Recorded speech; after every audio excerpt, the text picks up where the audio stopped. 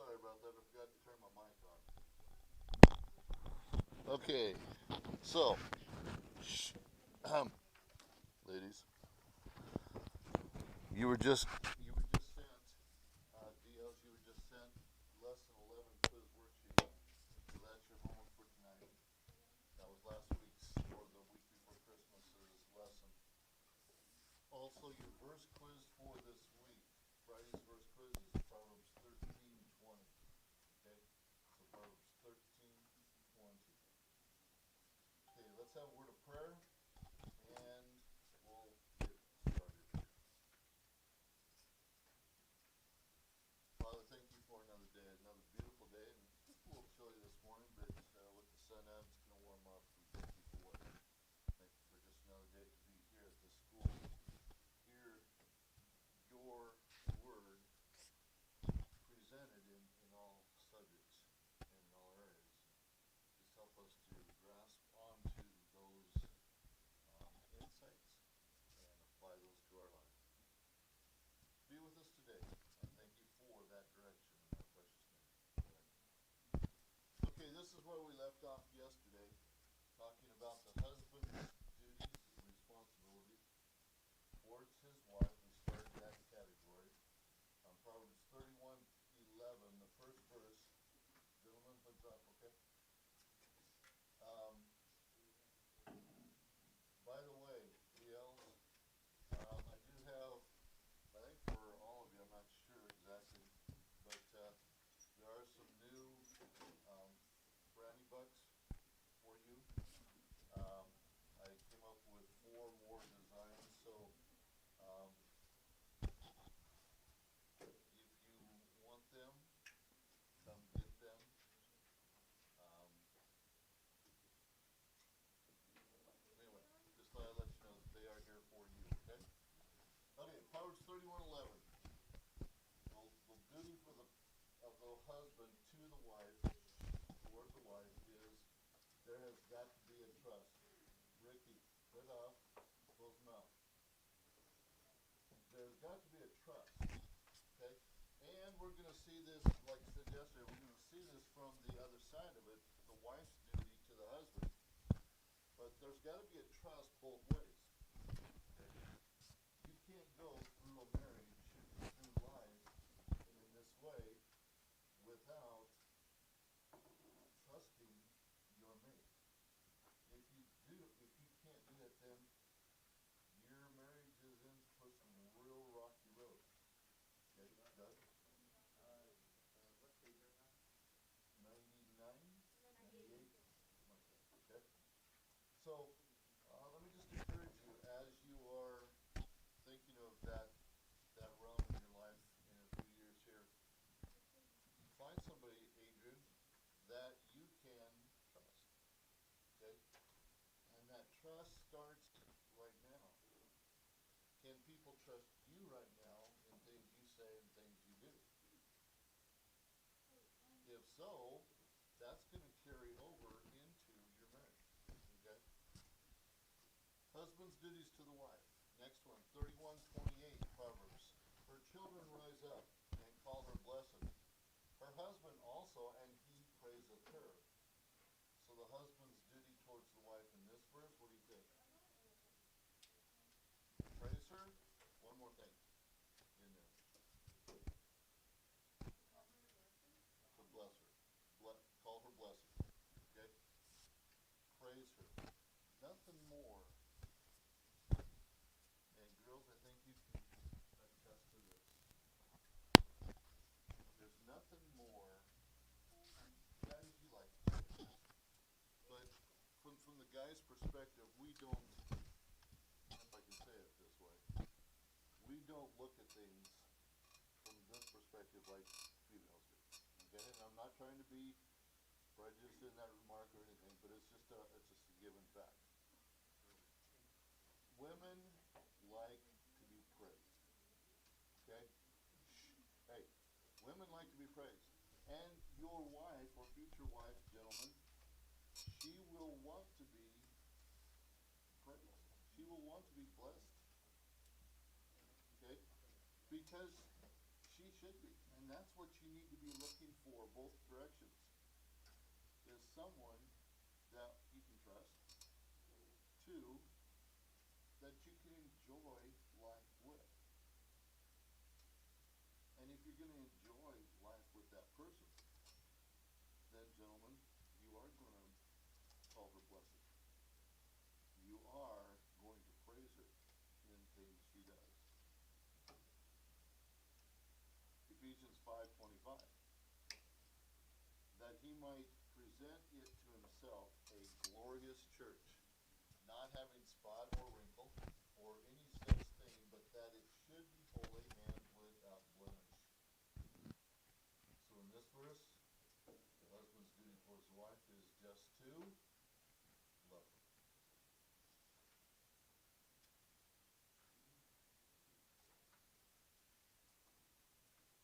In all aspects. Doesn't mean you're not going to disagree. That's it, right? Or is there a double negative in there? Doesn't mean you're not going to. There's a double negative someplace with it. Anyway, you know what I'm talking about. Okay. Love her. Gentlemen, love her. Okay. Husband's duties towards the children. Psalm 78, 1-5. Give ear, O my people, to my law, incline your ear to the words of my mouth. I will open my mouth into a parable, I will utter dark sayings of old, which we have heard and known, and our fathers have told us. We will not hide them from their children, showing to the generation and his strength and his wonderful works that he hath done.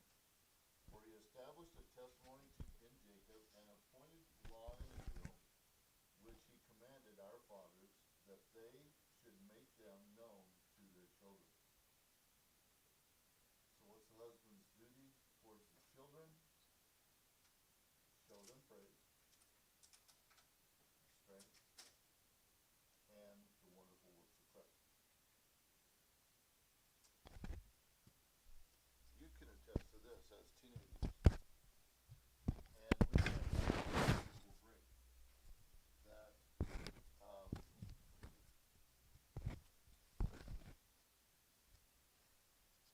you like to be praised as a student, as a child. Okay?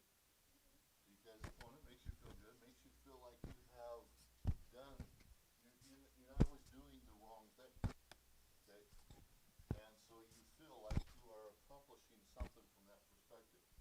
Okay?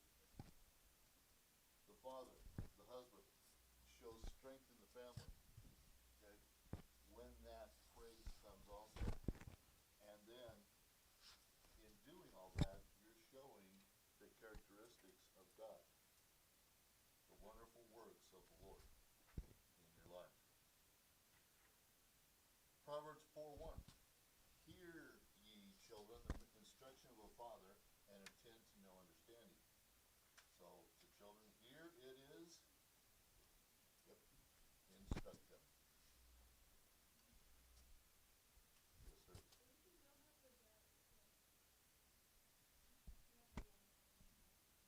Thank you. Okay.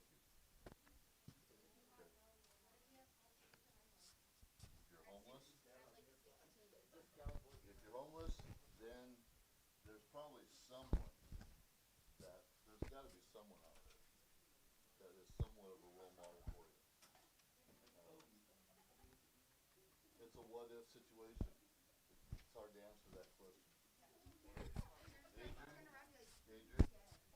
that is a good question, because there are kids, there are young people out there that have, hey, there are young people out there that have lost both parents. Okay? But a lot of times what happens, Doug, a lot of times what happens is, I'm going to use my math, is that they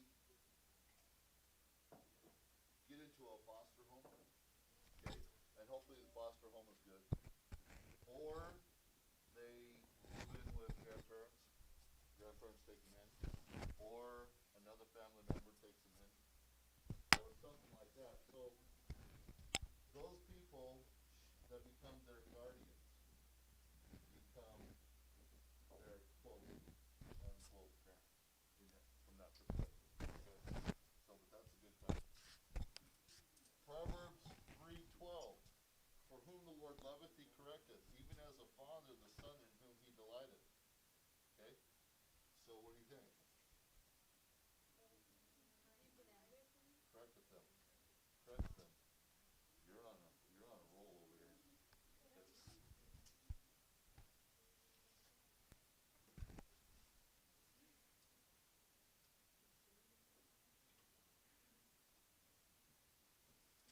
Why does a father discipline his children? Isaac?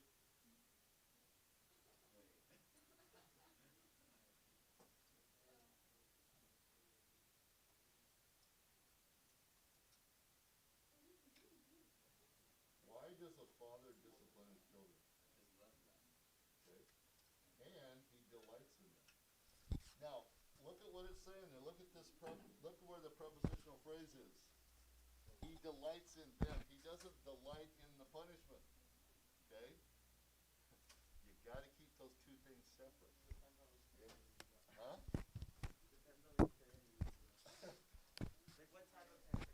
Oh, what type of parent? Not mom. Not mom versus dad. Okay. Okay. So he loves them and he delights in them because of, Adrian, what they're doing. And you're about ready to get some checks, man. Because I've said your name 3 times. Okay? No, sit down. Do you want some? Do you want some checks? Okay. Then, please. Okay. You guys are doing a good job. As I said that, we start talking. 10th grade. 10th grade. Dan? Okay. 10th grade. Hey, not open discussion. Okay. As I was about to compliment you, you started up and you're out a little uproar. Okay. I was just gonna say you guys have been doing a good job this hour. Okay. Then all of a sudden that changed a little bit. So let's change it back to where it was in a good realm. Okay. That's Proverbs 3:12. 1 Kings 1:5-6 says, then Adonijah, the son of Haggith, exalted himself, saying, I will be king, and be prepared, and he prepared him chariots and horsemen and 50 men to run before me. And his father had not displeased him at any time in saying, why hast thou done so? And he also was a very goodly man, and his mother bare him after Absalom. So what did Adonijah, David's son by Haggith, and Solomon's brother, decide to do? What did Adonijah want to do? Become king. He just went about it the wrong way.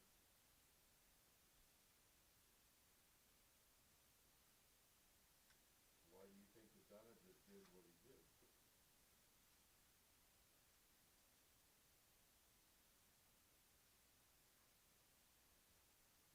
You're looking at that and you become king. Why did Adonijah do what he did? Now, I know where your mind's thinking. Get it off that track and bring it on the other track. Look at the verse. Huh?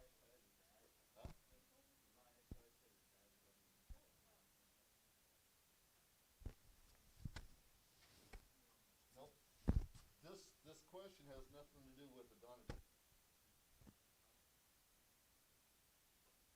That's why I mean, don't think of this path. Think of it from the father's path. No, not Adonijah. Think of David. What? Why did Adonijah do what he did? Probably because David never disciplined him.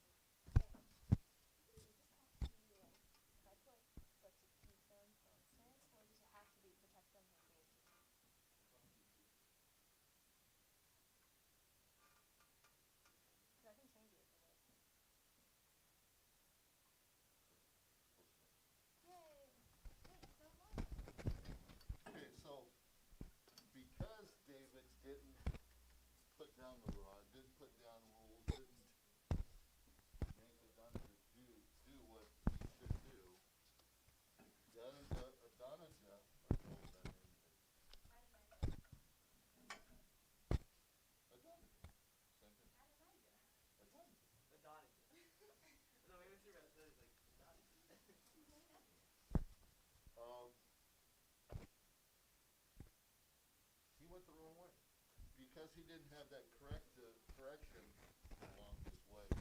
So, what phrase reveals this? In 1:6, as part of 1:6. His father had not disciplined him at any time. You see parents and kids in the store where the kids are just everywhere. They are just um, making so much noise. And yes, Doug, in the toy section, they've got everything off the shelf that they want to play with. And you know those big booth type things where they have all the balls in? And they have the rubber bands that you can pull through? Kids are constantly taking those balls out and throwing them all over the place. Okay?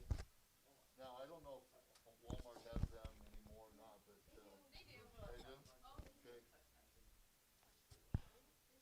They do? Okay. Hey, the question comes down when you see that is, where's the parent? What's the parent doing? And that's what we're talking about. No discipline is being given towards those kids that Donijah didn't get any discipline in his life, Doug. So, thus, what is the root and reason for rebellion in most teens today? Lack of personal discipline. Okay. Now, if you are a very good child, like Gabby, don't have to worry about being disciplined. Okay? Right, Adrian? Would you agree with that statement? Would you agree with that statement? That if you are a child like Gabby that not doesn't do anything wrong, she doesn't get disciplined, so therefore, would you agree with that? Mr. Brown, you shouldn't compare children to other children. I'm not comparing, I'm just asking. Bad sense of self-confidence. Shut up. You sound like And Twitter it in a deprives nutshell. others of self-worth. That's why I did it, that's why I did it, brother and sister. Okay, so, lack of parental correction. Okay, that was the father's duties towards his wife and towards his children. Let's jump back here. Let's go to the wife's duties. Proverbs 14:1 says, every wise woman buildeth her house, but the foolish plucketh it down with her hands.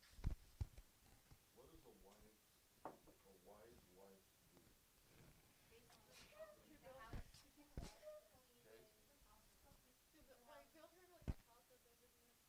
You have a good relationship with the kids. Okay. And that all falls into these three words, build her house. Okay? This is not a literal construction building of a house. This is putting things into place, protection, guidance, instructions, etc. in the house.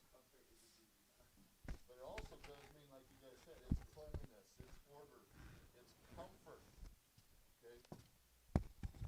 That's why they say that it's the woman's house, because she generally keeps things in order. It's the man that usually generally comes in a lot of times and starts messing things up. Okay? Not always, I said generally. Okay? That's not always the case. It can be reversed in those situations. Okay, in some situations. Ephesians 5:22 and 24. Wives, submit yourselves unto your own husbands, as unto the Lord. Therefore, as the church is subject unto Christ, so let the wives be to their own husbands in everything. What's a wife's duty here? One word. Submission.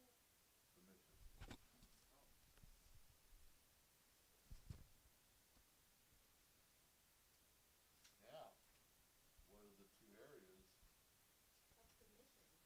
she's responsible for? And in some aspects, I think this is a joint effort. what your book had down, okay, as far as food and clothing, okay? The children literally in this day and age can just go on Amazon and buy their own clothes. Anymore they can, yeah. Sucks. There was something called Target. Dude, I love Target. Crazy guys. Now,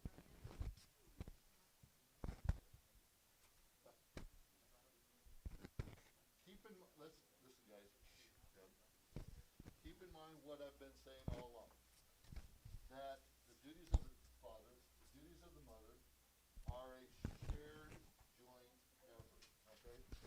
So basically, instead of repeating everything we said in the father's duties, the husband's duties, and putting them down on notes and everything, that's why I was saying it the way I was doing. Because it's a joint effort. But I just jokingly said, you see how short the wife's duties were? We're talking about a shared one now. Okay? Oh. Proverbs 4:1. Hear ye children. You know what? This is a good spot to stop because we only got like 1 minute left of class. Okay? So, tune in tomorrow, DL, to find out what shared responsibilities all entail and why it should happen that way. Until tomorrow, another saga of duty versus duty. We'll see you tomorrow.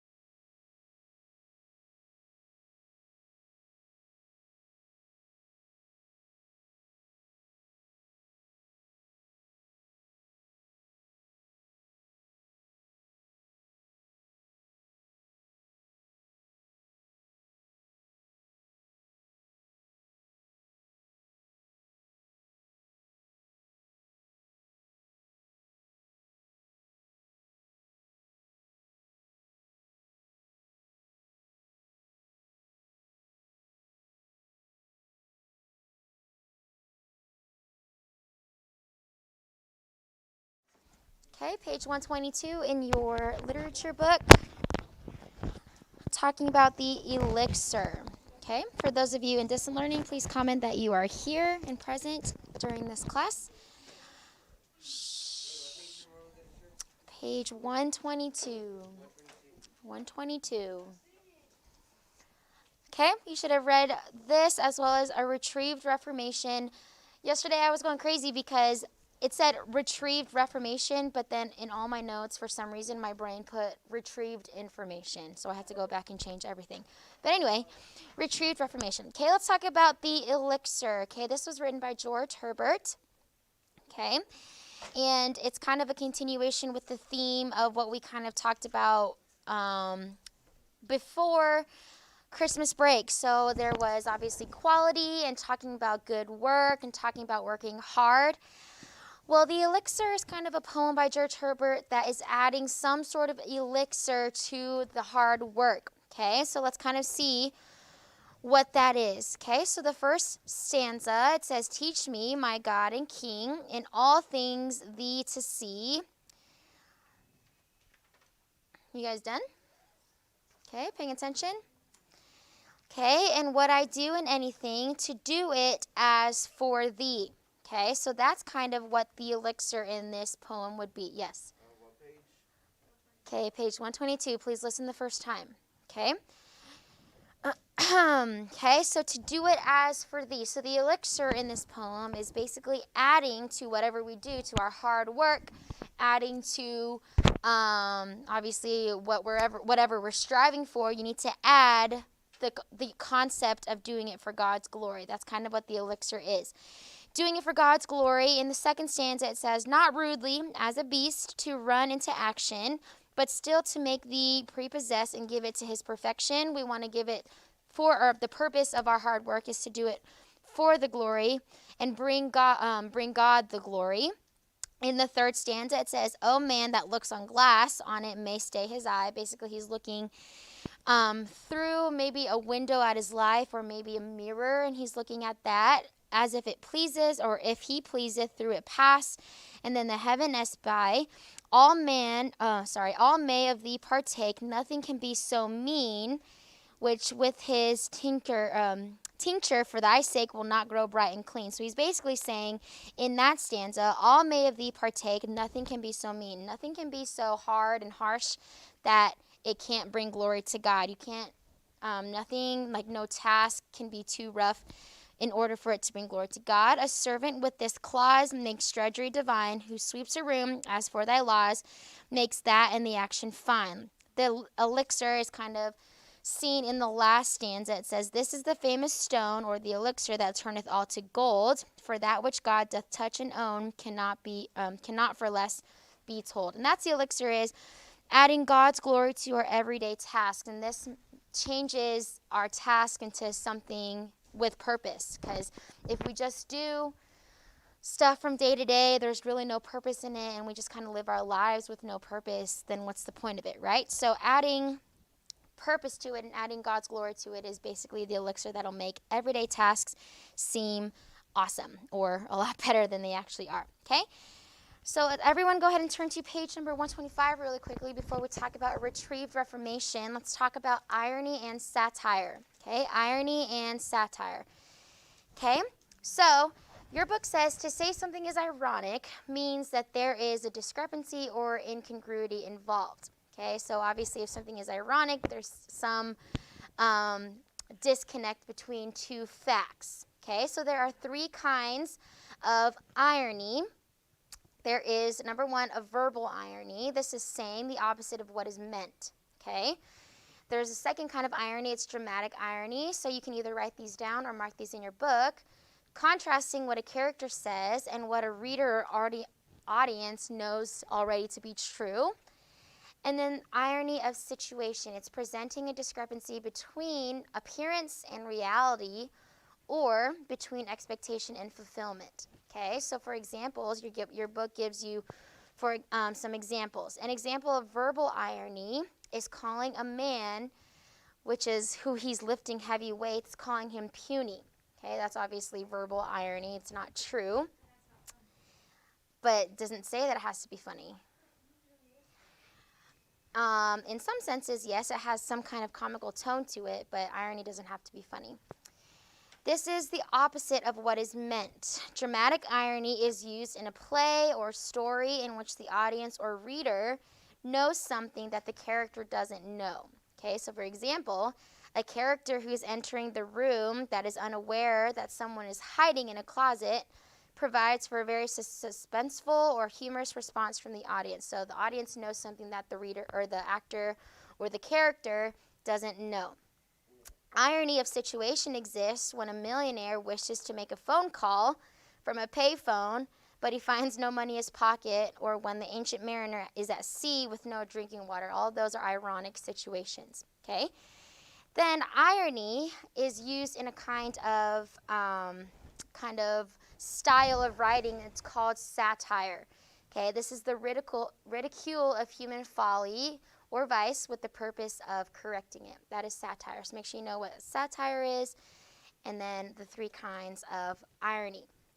Okay, in a retrieved reformation, there are different types of irony and ironic situations within this work. A Retrieved Reformation was written by O. Henry. Go ahead and turn to page 123. Okay, page 123. And it's talking about a criminal or someone from prison. What was his name? Who remembers his name from your work? Okay, it's literally in the second line. Okay, Jimmy Valentine. Okay, so he was working in a prison shoe shop when the police escort came and said, hey, you need to come with us. It's time for you to go. And the reason why he was able to get outside or be released early from prison was because of his friends on the outside. That says it all in the first paragraph. Okay, so that kind of gives you the exposition of the story. It says a guard came to the prison shoe shop where Jimmy Valentine was working and escorted him to the front office. There, the warden handed Jimmy his pardon. Jimmy took it in a tired kind of a way. He had served nearly 10 months of a 4-year sentence, but had expected to stay only 3 months. When a man with as many friends on the outside as Jimmy had in prison, it is hardly worthwhile to cut his hair. He was expecting to be out of prison like within a week because of all his friends on the outside. So this is kind of setting the story of Jimmy Valentine. If you guys look on page number 123 towards the bottom, it says Jimmy headed straight for the restaurant where he tasted the first sweet joys of liberty. From there, he proceeded leisurely to the depot and boarded a train headed to a little town 3 hours away. There he went to his friend Mike Dolan's cafe and shook hands with him. He says, sorry we couldn't make it sooner, Jimmy, said Mike. Feeling all right? Fine, said Jimmy. Got my key. And he went to his friend, and his friend said, sorry we couldn't bust you out sooner. And so he got his key. What does he get his key for? Okay, look on the next column over. Ben Price. Okay, Ben Price is an important name. He was the one who was investigating Jimmy Valentine in all his cases. Ben Price was the one who actually put Jimmy in jail. And it was kind of just describing the room where Jimmy went, kind of how he left it when he was caught. It says Ben Price's collar button that had been torn from that eminent detective shirt band when Jimmy was arrested. So kind of setting the scene, kind of painting a picture for you guys and giving you descriptions.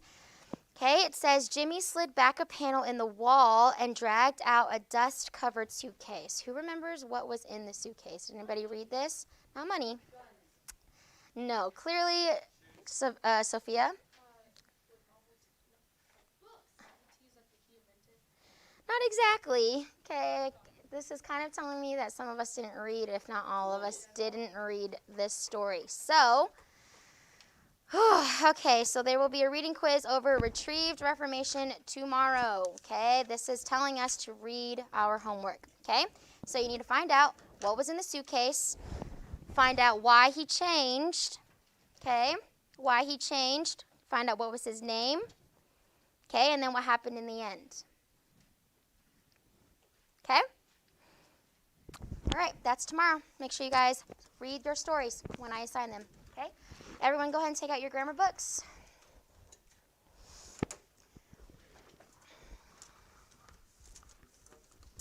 grammar.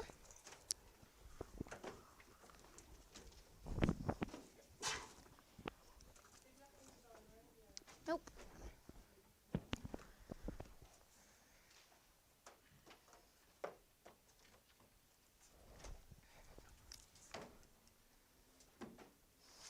Even if some of you guys did read your stories, I need participation. Okay? Everyone turn to page 102. 102. Okay, so make sure you guys are working on your topic and your thesis sentence. Okay, I don't want you guys to come to me tomorrow and say, this is my topic, I don't have a thesis sentence. Okay?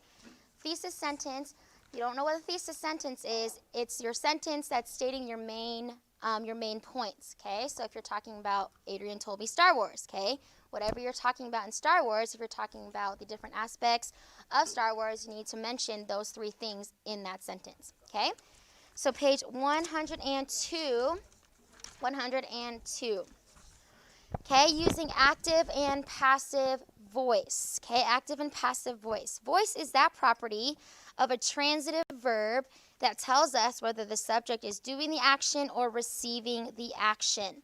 Okay, if you guys don't remember what transitive and intransitive is, those go underneath action verbs, and if the action verb has a receiver, it is transitive. If there is no receiver of the action, it is intransitive. Okay, so we are kind of breaking down transitive and intransitive verbs even more to transitive verbs only. Okay, underneath transitive verbs, they have active or passive voice. Only transitive verbs have voice. Okay, look at number 1.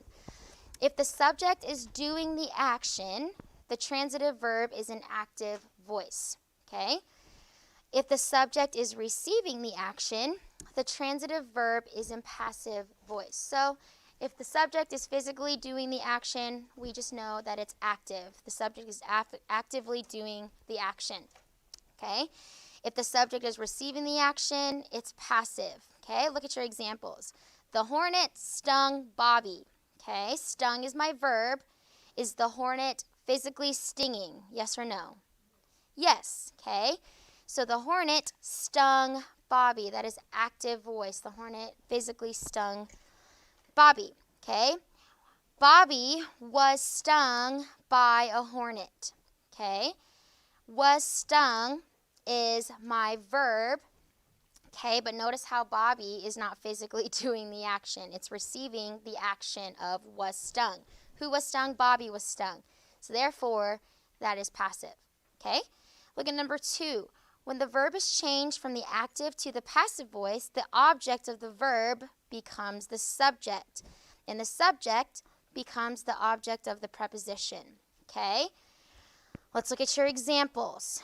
Okay, so notice how voice is only underneath transitive verbs. Okay, so look at this. Mr. Williams gladly received the refund. Okay, so received is my verb. There is a complement, or there's a receiver of the action, refund. So we know that verb received is transitive. Okay, so Mr. Williams, did he physically receive the refund? Yes or no, class? He did. Okay, so that is an active type of verb. Okay, so it's transitive, active.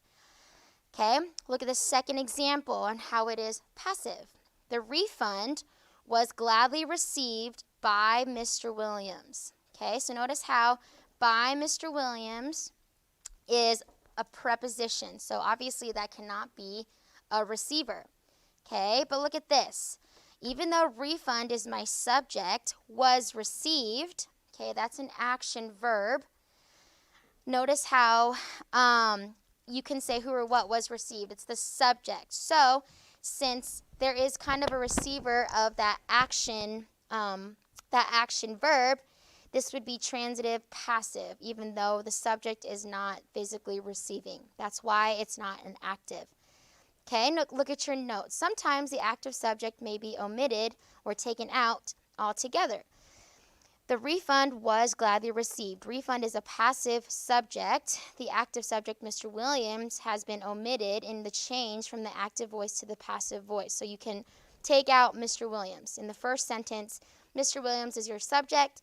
It's taken out in the second sentence. Okay, look at number 3. A verb in the passive voice must always contain a form of the verb be. Okay, so we talked about verbs already. Am, is, are, was, were, be, being, been. Those are all forms of the be verb. Okay, so they always must contain a form of the verb be, and then plus the past participle of the main verb. Okay, so these are all passive. So be verb plus a past participle. So these would be shall, will, have, has, had, are used in addition to be, and the past participle of a main verb in the forming future tense and the perfect tenses. Any verb that contains a form of the be and a past participle is passive verb. Okay, so maybe that'll help you if you guys highlight that or underline it. Any verb that contains a form of the word be and a past participle is passive. Okay, look at your example. Gold was found. Okay, was found, you see was is my form of the verb be, so was. Then found was your past participle. Okay, so gold was found at Sutter's Mill in California. Therefore, this is the past tense in passive voice. Okay, gold had been found at Sutter's Mill. Notice how there is the word had. There is your form of be. And then there's the past participle. So the word had, we know, goes with past perfect tenses. Okay, this is all in passive voice because gold is not physically finding. Okay, gold was found. If the subject is not physically doing the action, we know it's passive voice. Okay, in writing, use the passive voice sparingly. Overuse of the passive voice causes weak and awkward style, yada, yada, yada. Okay, let's practice it. Let's do exercise A. Okay, underline the transitive verb in each sentence. Okay, so transitive verbs, remember, they have receivers. Okay, they have receivers. So since all of these, we're practicing active and passive, we know that all of these have receivers. So we would underline all the transitive verbs. Okay, so in the blank, you write active or passive. Okay, so if the subject is doing the action, it is active. If the verb is still an action verb, but the subject is not physically doing the action, it is passive. Okay, let's do number 1. Give me my transitive verb, Jesse.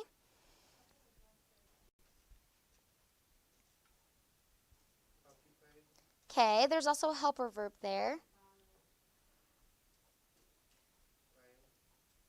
Sorry? What was it? Not by. Okay, was occupied. Okay, was occupied is my complete verb. Okay, so the word was is a helper verb there, so I need to make sure I underline my entire verb. Okay, so Finland was occupied. Is that active or passive, class? It is passive. Okay, Finland was occupied. Passive, Finland is not physically was occupying it. Okay, number 2, what is my transitive verb, Avery? Was dominated. Good. Okay, what's my subject, Avery? Finland. Okay, Finland was dominated. Is that active or passive, class? It is passive. Good. Okay, Finland was dominated by Sweden. Number 3, Adrian, what's my verb? It is added. What's my subject? Russia. Good. Russia added. Okay, Ricky, is that active or passive? It is active. Good, because Russia was physically adding Finland to its empire. Good. Number 4, during the Russian Revolution of 1917, Finland declared its independence. What's my verb, Amethyst? Number 4. Declared. Okay, what's my subject? Finland. Class, is declared active or passive? It is active. Okay, because Finland actually declared. Okay, number 5. Adrian, what is my verb? Sorry, not Adrian. I'm sorry, Austin. Mm-hmm.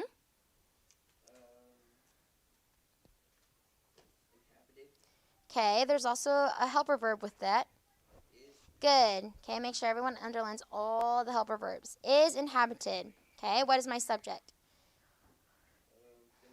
Finland is inhabited. Okay, is that active or passive, class? It is passive. Okay. Finland is inhabited is passive. Number 6, what's my verb, Elijah? Can you tell me?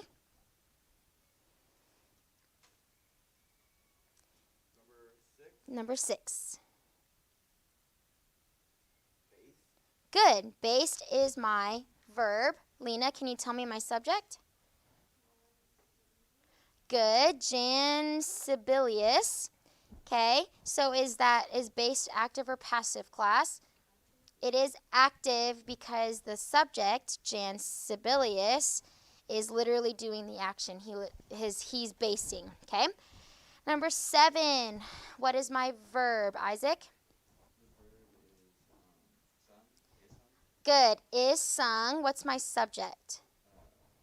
Be still. Okay, not be still, my soul. Okay. What is sung? The hymn. Good. Him is my subject. Okay.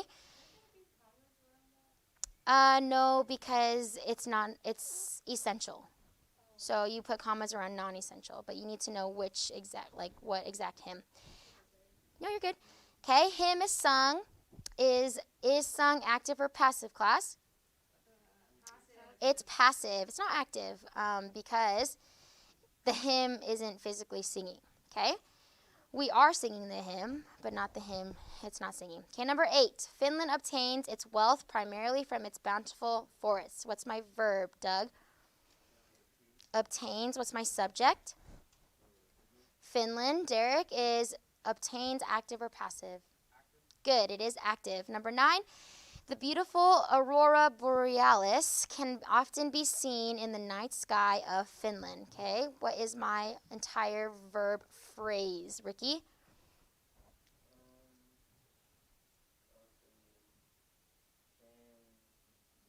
Awesome. Can be seen. Okay, what can be seen? What's my subject? Good. Okay, so what is can be seen? Is that active or passive? It is passive, okay, because the aurora borealis is not seeing. It can be seen, okay? Number 10, Delaware was colonized in the 1600s by settlers from Sweden and Finland. Sophia, what is my verb? Was colonized. What's my subject? Delaware. Class was colonized. Is that active or passive? It is passive. Awesome. Okay. We don't have to do exercise B.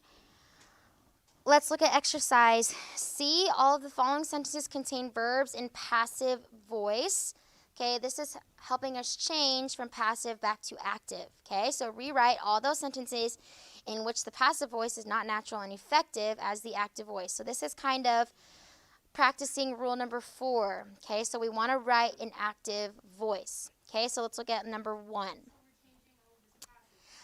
Yes, so look at, for example, okay, number 1, a superb soccer game was played by the boys on our team. How would I change my verb was played to active? Gabby?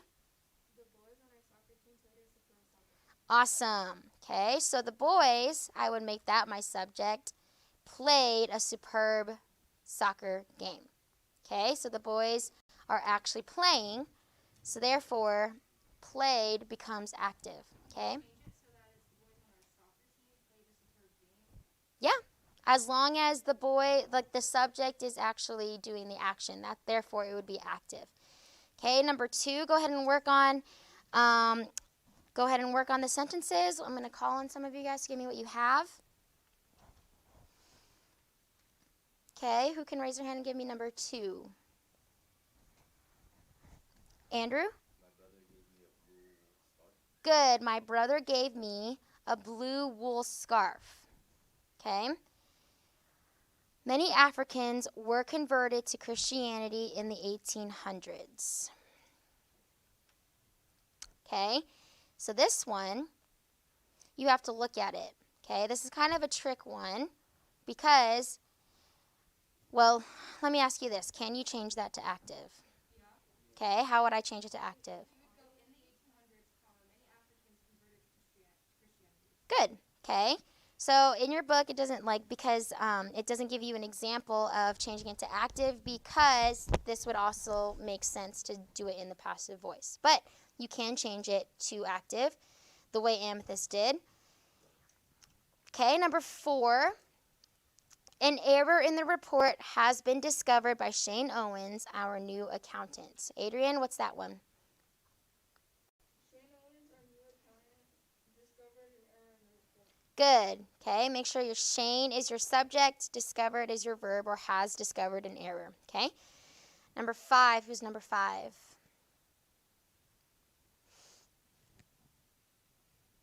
Sophia, can you give me number 5?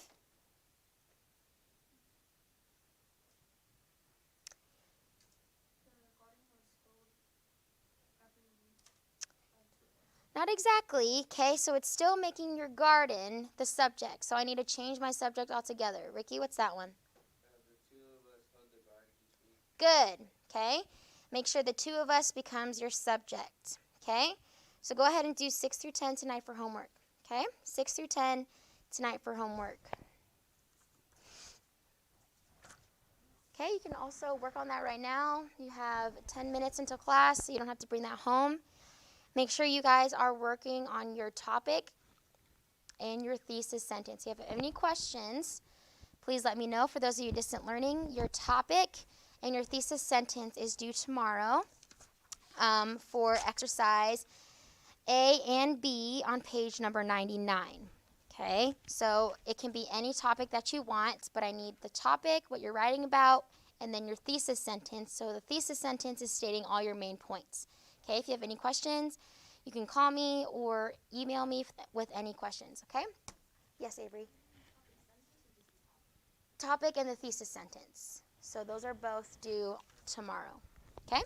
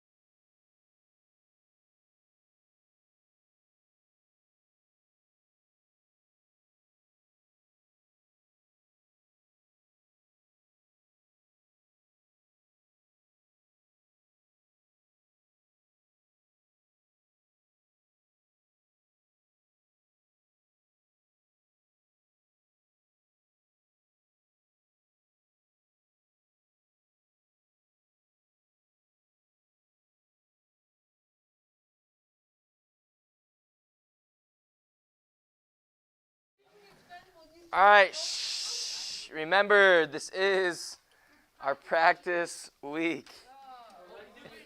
If we can't handle it, then I will help you. Yes, sir. When your mom calls you, you say what like 3 times. She doesn't answer. You go to the living room. She's like, "Can you get the remote that's right here?" No, I've never had that. It's like right there. Wait, my mom's dead. It's right there, and That's- her arm just goes to here. Why are you using Amethyst. The remote's like right here, and Don't do her that. arm can only reach to here. Wait, we weren't allowed to have children. Quiet. All right, everyone should pull out their notes. If you like to follow along in the book, you can pull that out as well. You don't have to, though. We're not doing too much today, but we do need to be quiet, and we'll be done, and you will have your homework. What?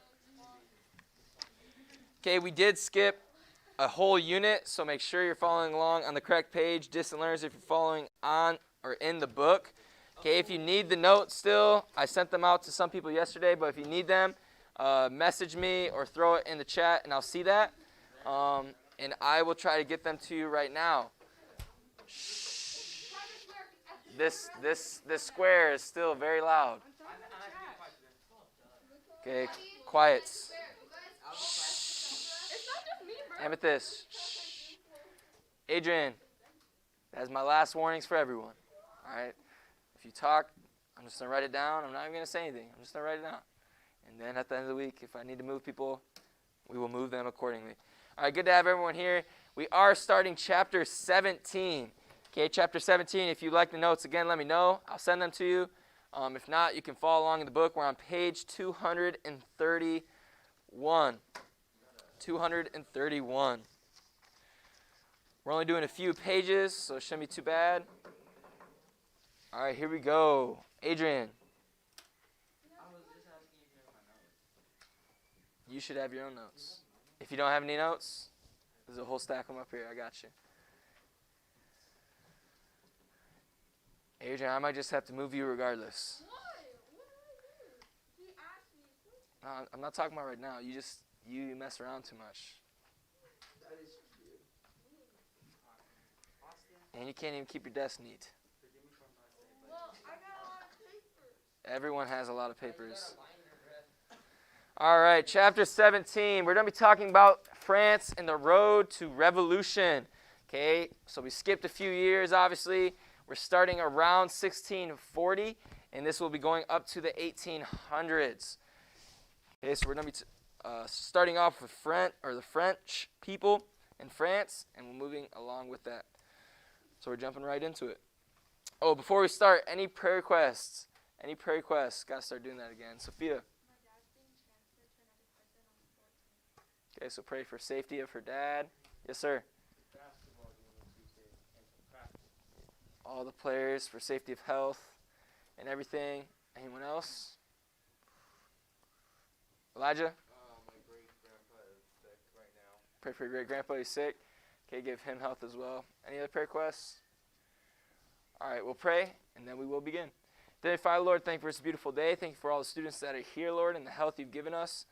Thank you for the good Christmas break we all got to have, whether we're just relaxing, whether we got to travel, see friends and family.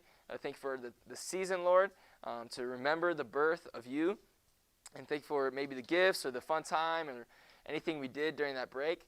But please help all of us to be able to focus in and have a great year, not only in school, Lord, but as personal beings, Lord, for us to better ourselves as we should all the time. But not better ourselves just for us, but to better ourselves for you. Please help some special prayer requests we have to lift up to you. Please help Sophia's dad as he's being transferred, Lord. Give him safety through this time. Give the family safety and peace. Also, please help all the basketball guys and girls, Lord. Keep us healthy through this time as we are playing other schools. And we are practicing outside, Lord. And sometimes the weather might be cold. But for us to endure and for us to have good health through that. Please help the game next week. For us to be able to practice hard this week. Try to get back into it as we had a long time off. For the players to be focused, to be determined to be the best they can be. Good teammates, good leaders. Also, please help Elijah's great-grandfather, Lord, as he's not feeling well right now. Please bless him, bless the family. Please help him to recover quickly. And please help this class period as we're going to go through some notes in this time of history. Bless all the kids, Lord, and any unspokens they may have. In Jesus' name we pray, amen. Again, we are starting this chapter 17, the French Revolution. Okay, we're starting with Louis the 13th, dyslexia. Died in 1643, so it will bring us to a time of his son, okay, Louis the 14th, which was only 5 years old at the time.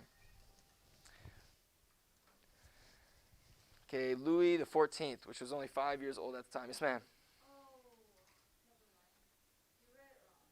It's 13th. But you said Louis the 8th? I said 8th at first and then 13th, How yes. did it go from 8 to 14 in one generation? I said 8th and then I was like, dyslexia, 13th. Oh, I know. Is anyone hot? I'm a little warm. You shut the back window because it was hot. Because we was hot. All right. Yes, sir. Usually they were wigs, to be honest. It's like, is that really, it's not right, is that? I need notes. All right, give me 1 second as I'm going to send the notes to a distant learner real quick. It's not Louis. Louis. Because it's French, so they have to be like Louis. It's Louis. Why is there S? It's a silent S, Rick. It says Louis. It's a silent S. Louis. All right, shh. Okay, so we're moving on in this time period. So we see Louis the 14th, his son. How old was he? 5 years old. So obviously he's going to need someone to help, right? He can't rule a nation at the 5 years old. Okay, you don't have the mental comprehension to. No, it's impossible.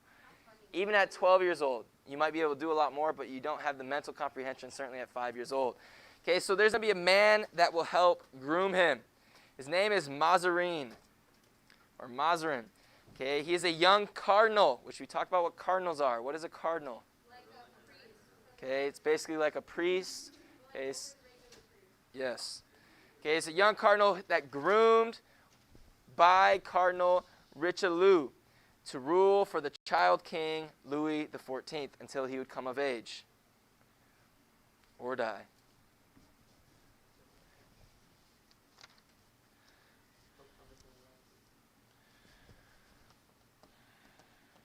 Okay, you guys should have read some of this yesterday as well. So again, I'm here to just summarize and tell you what you need to know for quizzes and tests. And then some days I'll do some more reading as well. Okay, when Cardinal Mazarin died in 1661, now Louis XIV is now 23 years old. Okay, and he announced that he would take personal control of the affairs. Sorry, distant learner, I'm so sorry. I forgot to put the slides up here for you.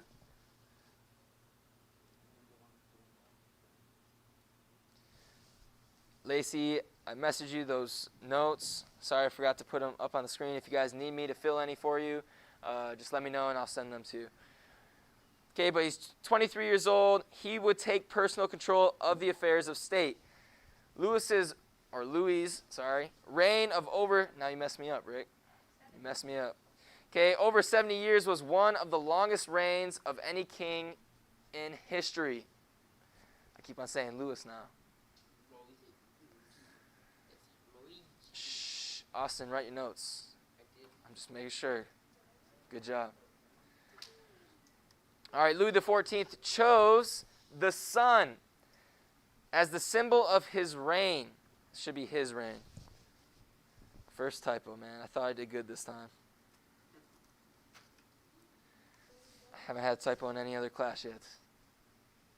Thank the Lord. Okay, and became known as the Sun King. He embodied, it's not again, it's a different guy.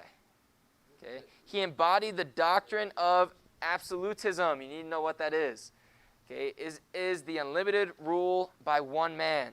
Pretty common sense, but you need to know what that is.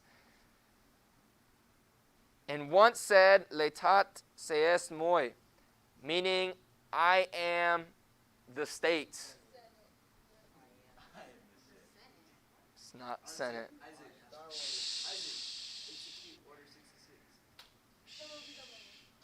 You guys have been consumed over Christmas break. Brainwash. Make sure our phones are away. Isaac, don't even look at me. Shh. Okay. Louis called no estates generals during his reign. So a lot of times when we see it in previous times, and definitely during this time of history, Gabby, turn around. Man, we are a little chatty today, guys. Rein it back down. All right, during this times, a lot of times we see kings and rulers have assemblies or these generals, okay, that would help assist them to be their seat of counsel. Okay, but he called no estate generals during his reign. He established one of the first modern bureaucratic governments. Okay, the term bureau is the French word for desk. So a bureaucracy literally means a government by men who sit at desks.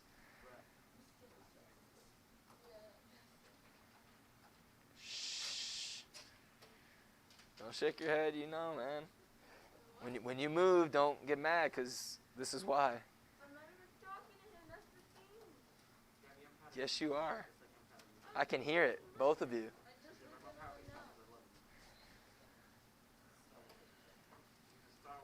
Okay, Louis destroyed the independence of local and town governments.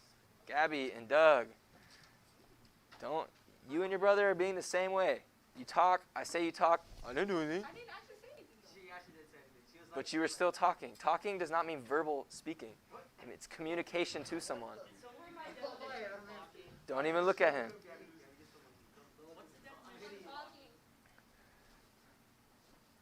Okay, Louis destroyed these independence of local and town governments. He set up various councils of state. Each council was healed by an intendant. All local matters were handled by agents of the centralized government. Okay, so we see this Louis becoming a very independent leader. No help. Okay, this was that same 5-year-old boy that was raised and groomed by who? Mazarin. Okay, if I botch some names, do not judge me.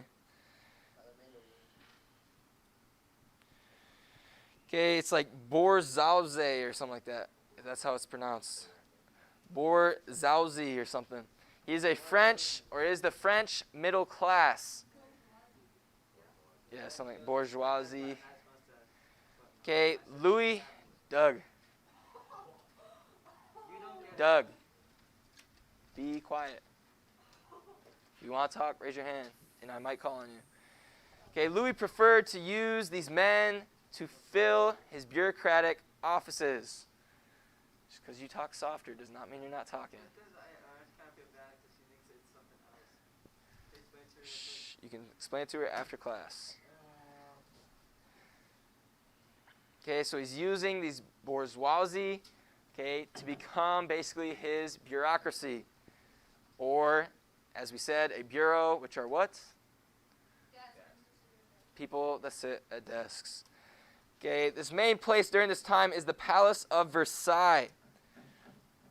Okay, it was about 10 miles from Paris. It was obviously Louis. It was located about 10 miles from Paris. It is one of the great works of architecture in the modern age. It housed many governmental or government offices, but also offered much to keep the aristocracy or nobles occupied. Basically. Okay, one of the great works of the architecture in modern age. Okay, Versailles housed many governmental or government offices. Know that. And it wasn't just used for the offices or the bureaucracy, but also kind of a distraction, or as Doug said, a lounge for the I was going to say it wrong again. Aristocracy or the nobles. Okay, this is going to bring us into a time of the a time of age of absolutism, which we talked about what that means already, which brings us to authoritarian kings, which were those who expected unconditional obedience to their authority. Okay, absolutism is what? We mentioned what it is. Unlimited rule by one man. Okay, these people would be called these authoritarian kings.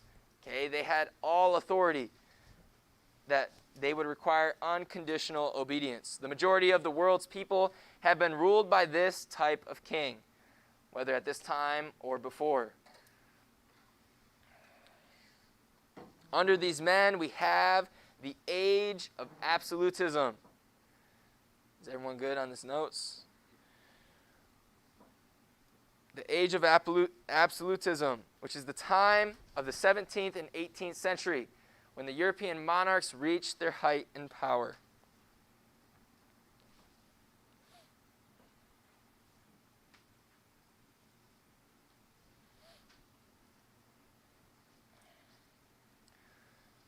This is that time period we're talking about.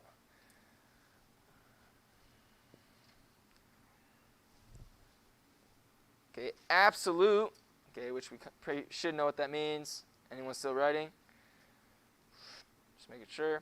Okay, absolute monarchs did not have, okay, although we've learned it before, they did not have total power over every area of the people's individual lives. Okay, because they were monarchs. They did not usually interfere with their nation's social and cultural institutions. Okay, these are absolute monarchs. Okay, they didn't have total power, and they didn't interfere with people's basically daily lives.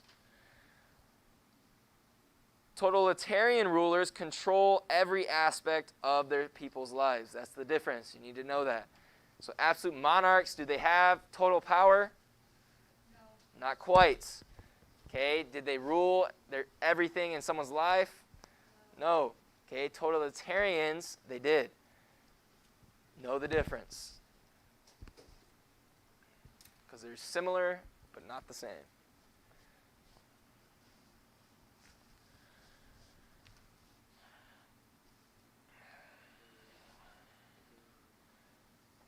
Okay, which leads us to talking about some of the most famous absolute monarchs of this time period.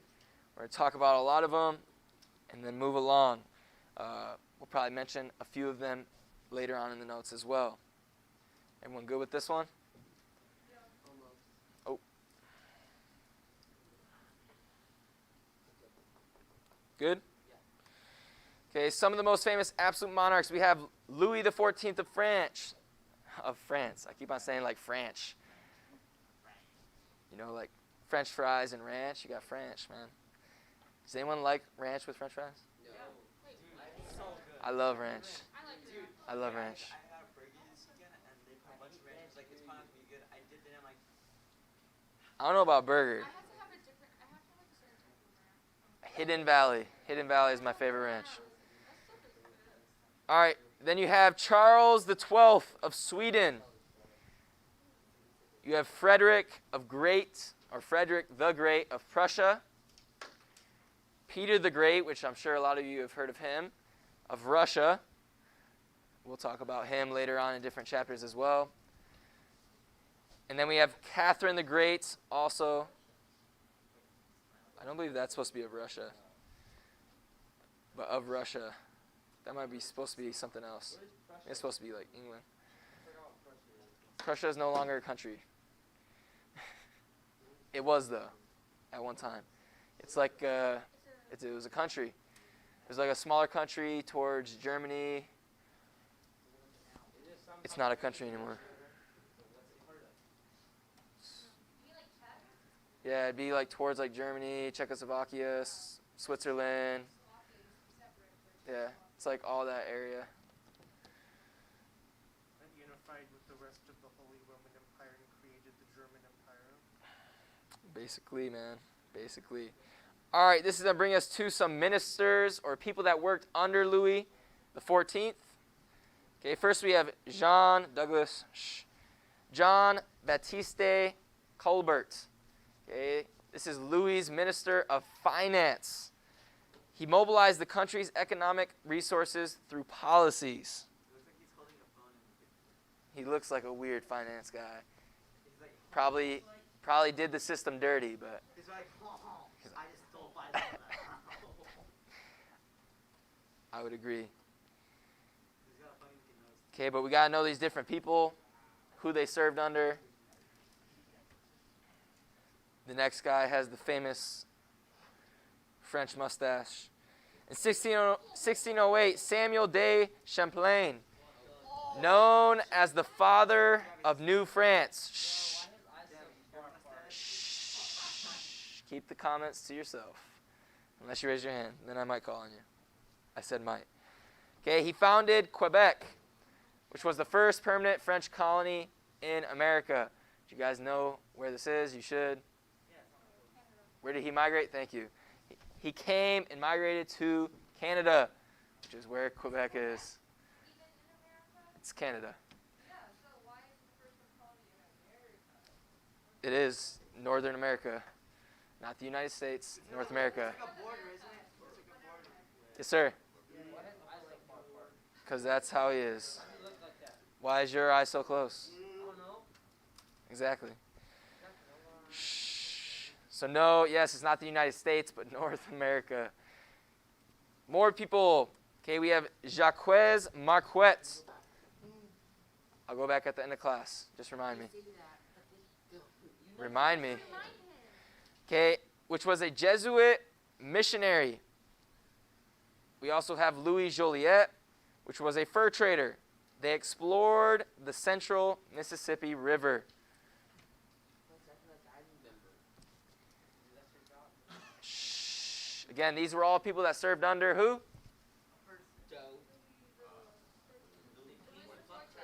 14th. Remember the 5-year-old son? The 14th, okay? Shh, gentleman in the back. I don't know who it is. I'm just saying gentleman in the back. I can't tell. Mask, it's hard to tell who. Okay, but these are people all serving under him during this time on history. Okay, so we have Jacques Marquette, know him. Louis Joliet, know what they did. All right, but a very famous person that probably a lot of you have heard already, you just really need to know his last name, but it's Robert Cavalier de La Salle. Okay, you really just need to know his last name, La Salle. That's good enough for me. All right, but in 1682, he sailed down the Mississippi River to the Gulf of Mexico. He claimed the entire valley for France and named it Louisiana in honor of Louis XIV.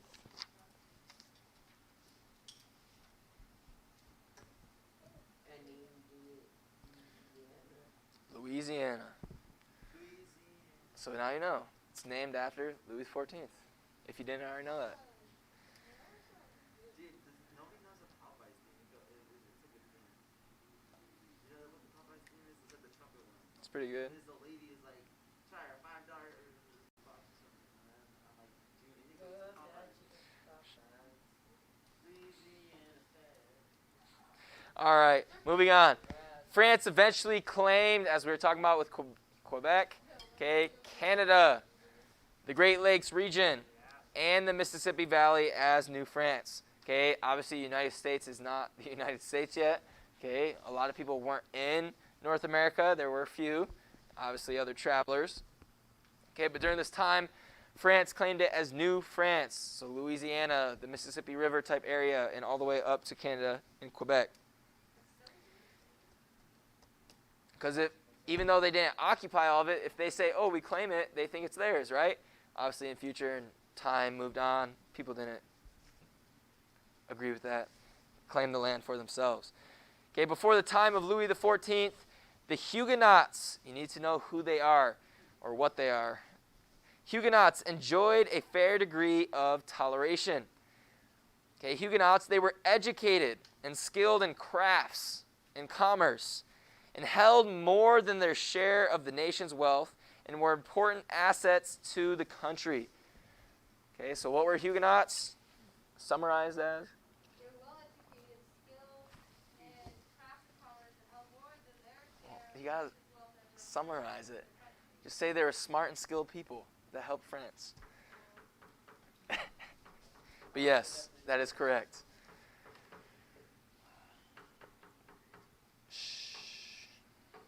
Adrian.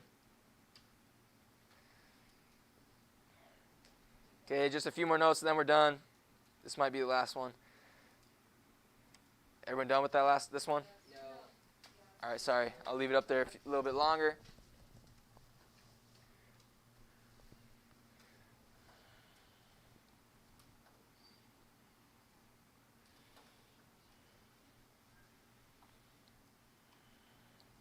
Good? Yeah. Sophia? Still writing? Good? All right. Louis would eventually see the religious freedom of the Huguenots as a threat. Okay, beginning in 1679, he issued a series of over 125 documents limiting the liberties of, not foe, of too bad, only two this time, of the Huguenots. Okay, so we see again Louis exercising the absolute power that he was trying to have. He's taking away the religious freedom. Okay, we're going to stop there for today. Okay, and we're going to talk about tomorrow how there's going to be a movement towards one religion. We're going to talk about some of the military movements as well. And then after Louis XIV, he was a strong ruler that ruled for how long? We mentioned 70 years. Okay, but after his rule ended, we're going to see some weak successors. We're going to talk about that tomorrow. But for homework, yes, I'll go back, Austin, after I announce homework. Homework. Yes, it's page 243. Page 243. Only questions 1 and 2. Questions 1 and 2. We're going to be doing some more of it tomorrow's classwork. Page 243, questions 1 and 2. You're welcome. Thank me. I'm just kidding. You don't have to thank me. So what are we doing during practice? We're going to just be doing a review of everything, dude. So no like running? Oh, yes. Lots of running. We're going to hit it hard right in the beginning. We got to get back. We got 1 week to get in shape. Actually, less than a week because we have a game next Tuesday, so less than a week. Do you see this? Yeah. I need. All right. You guys are not dismissed to leave the class. What's the homework? Right? How about you listen when I say it 3 times? Alright, can you go back? Page 243, 1 and 2. Yes. 14, Austin? 14. Make 1 and 4. For once your mind, look, he's doing it. There you go. Yes, sir. What? Yes, you can use the restroom. All right, you guys may talk quietly, distant learners. If you have any questions, let me know. Again, the homework is page 243, questions 1 and 2. Hopefully you guys are all doing well. Praying for you. Hopefully you can come back in person, as that I think is a little bit better. But hopefully you're all doing well. Let me know if you guys need anything. Most of you are doing great turning stuff in. Make sure you're on top of that. Okay, this semester I'm expecting a lot more responsibility. If it's not turned in that week, okay, it will be marked as not turned in, and no credit is received, just like if a student didn't turn it in here. Okay, so do your best to do that. Okay, I'm not accepting work after the week it's due. It will be a 0. Hopefully you guys are doing well. Communicate to me as much as you need to so you can get all your work done. Hopefully you guys are doing well. Let me know if you need anything.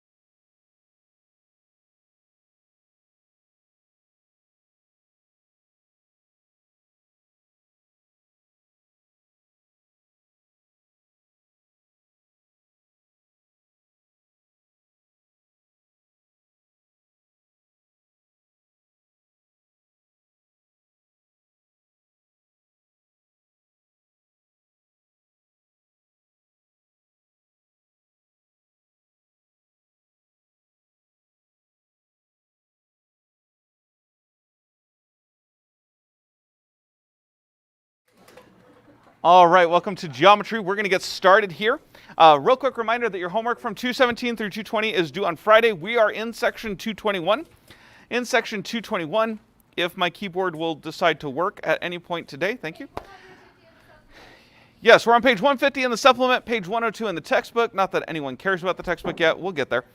All right. No, you need it for the other half of the year. Because this is going to, the rest of those pages, that's it. After that, we're in textbook. And you guys loose leaf paper. Yeah. Like on quizzes and tests, like when we don't have this, we can still use it on the test. Yeah. All right. Pay attention. Listen up. If you are not in geometry, you have to be silent or out. Someone could like figure out all the answers because it's a 2-day test and write all the things in the supplement and you didn't know. Why would you give away people's secrets like that? All right. This is why I had A's for the past like 5 years. Yeah, because of the supplement that we didn't have geometry. Shut up. Exercise 221, number 5. Again. Okay, I know we had some fun at the beginning of class, but let's be quiet. Let's pay attention. All right. A line parallel to the bases of a trapezoid bisecting one of the legs bisects the other leg also. All right, so we have EF parallel to AB and DC, and EF bisects AD. So in other words, this segment is equal to this segment. We're trying to prove that this segment equals this segment. All right, so that's the idea. So that was our given. Angles are equal. We're filling in statements. All right, so AE is equal to DE by definition of bisector. So, yep. Angle FEA and angle FED are right angles. Nope. Definition of bisector. Nope. So then EF must also bisect BC, because if three or more parallel lines cut off equal segments on one transversal, they cut off equal segments on any other transversal. So because these are parallel lines that are cutting off equal segments, any line they come into contact with will have equal segments cut. For sure, bro. That was it. That was the whole proof. Can I get some lead to guide you since you never refilled your pencil? Hey, but you're just like quiet like. Oh, well, I have some lead that I don't want. Can I have it? Who needs it more in this situation? All right. This is the only pencil I have. And it's My mine. pencil. I know. Okay, no, you can fill Doug's pencil. I don't need lead. All right. Add that to proven statements. Enjoy. Wait, what was 3 bisects what? Oh, we have to BC. add proven statement. What do we have to add to proven statement? That sentence at the top. Field trip, Miss West. Where would we go? It's geometry. Yeah. A Because fish. it's geometry class, we can go wherever we want. I mean, you're not wrong, but the problem is all field trips are suspended due to COVID-19. Okay, well, like maybe like we go to Walmart. Yeah. Walmart to buy more masks. No, like we legit can't like take you guys in a vehicle anywhere Why? because of COVID. It'd be so much fun if it were like Mr. S just takes us to Walmart to buy a bunch of pies for Pi Day. That would be I mean, I could have used the hands, but anyway. Technically a field trip. So then Mr. S will also We're not taking a trip to field. We're good. All right. Anyway. No, we should go to the milkmaid up in I know. Oakland. It's like a creamery. We can go get ice creams. Let's go to like a crematorium. I prefer to live. Oh, yeah, you wish dairy. Oh, yeah, you're it was a master plan. We could I'm sorry. I completely forgot. All right. Y'all good, or do we need another minute? All right. What? And like, no, it was like 4th grade. We went to Albertsons. I went to Albertsons. For, like, field trip. What was that noise? Oh yeah, I remember that. We used to do that in kindergarten. Remember? We went to a hospital one time too. See, that one I can get. Be educational. Let's go to a hospital today. You know? Yeah, with COVID. Okay. Yeah, let's go. No, let's go to the hospital. And this, kids, is why we're wearing masks in the classrooms. All right. Anyway. When you realize, dude, that'd be so. Yes, you be education. Mr. S. No, I don't see that one going well. That'd be so shady. You want like driving into like the San Gregorio hospital for like 5. Well, first of all, that's shady in the first place. It's really shady. I mean, there's trees everywhere. Okay. Anyway, I'm done. I'm sorry. When you realize COVID is 19. That was actually There's no such thing as a good pun. There's only puns that are so bad they become good. Anyway. All right, moving on. Exercise number 6, the median of a... Do you want some old man candy from Mr. Brown? It's the butterscotch discs. I like them though. Those are bomb, dude. All right. Quiet down. The median of a trapezoid... So yes, all the old man candy or no? It's silence. Okay. Median of a trapezoid is parallel to the bases. The median is the connector of the midpoints. Okay. Basically, this is a proof by contradiction. You guys don't have like any of that, do you? Or did I go ahead and include it? Oh, hallelujah. I don't have to write it. It's in your supplement. Okay, cool. All right. So in your supplement on this one, because I was not about to rewrite all that. I wrote it once. All right. Anyway. We're to prove that we have parallel lines. The TLDR is that if not, it would violate what we just proved here. Too long, didn't read? Oh, too long to be read. Too long to be read. To be read. TLDR. Too long, didn't read. Oh. I don't know what you're thinking. All right, moving on. You said something and it sounded weird. So add that to your proven statements as well. Just that sentence up here. I know I'm kind of glossing over the proof, but that's because it's a proof worth glossing over. Yeah, because it's a... Oh, Bros, add the proof statement. I'm really hating 2.21 because every single like... Slide is like add the proof statement. Yeah. Okay, here's how this works. If it's something that you're going to have to add to your proven statements, I'm going to go through it in class. If not, it's going to be homework. I'm glad that we're glad for this. Wait, so we just have medium of pass blah blah. Yep.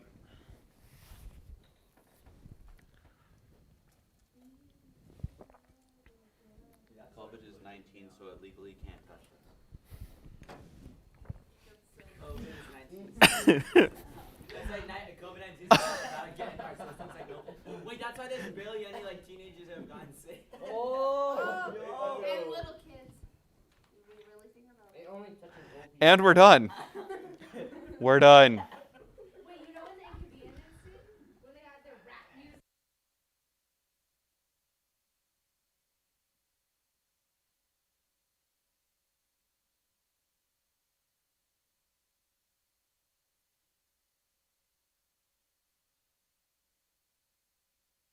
That's the truth. I can make a beat like this. World Rap is literally rhyming. algebra, one science, math. Good though. It's poetry with a decent beat in the background. All right, anyway. Hear ye, all you loud. It's basically, it's just rhyming. Yo, that actually Okay, I'm sorry, but after... Okay. I'm going to mute this.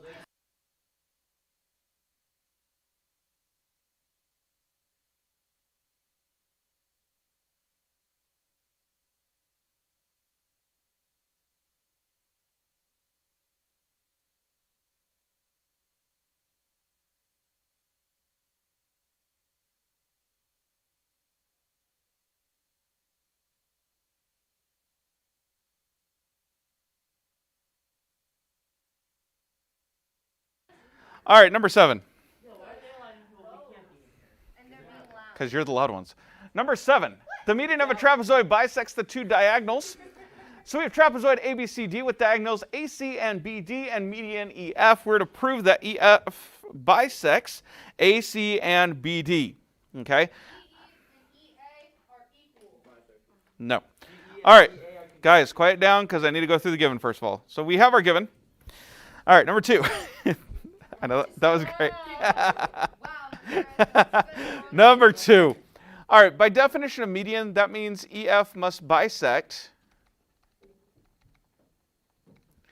AD. That's not the definition of median.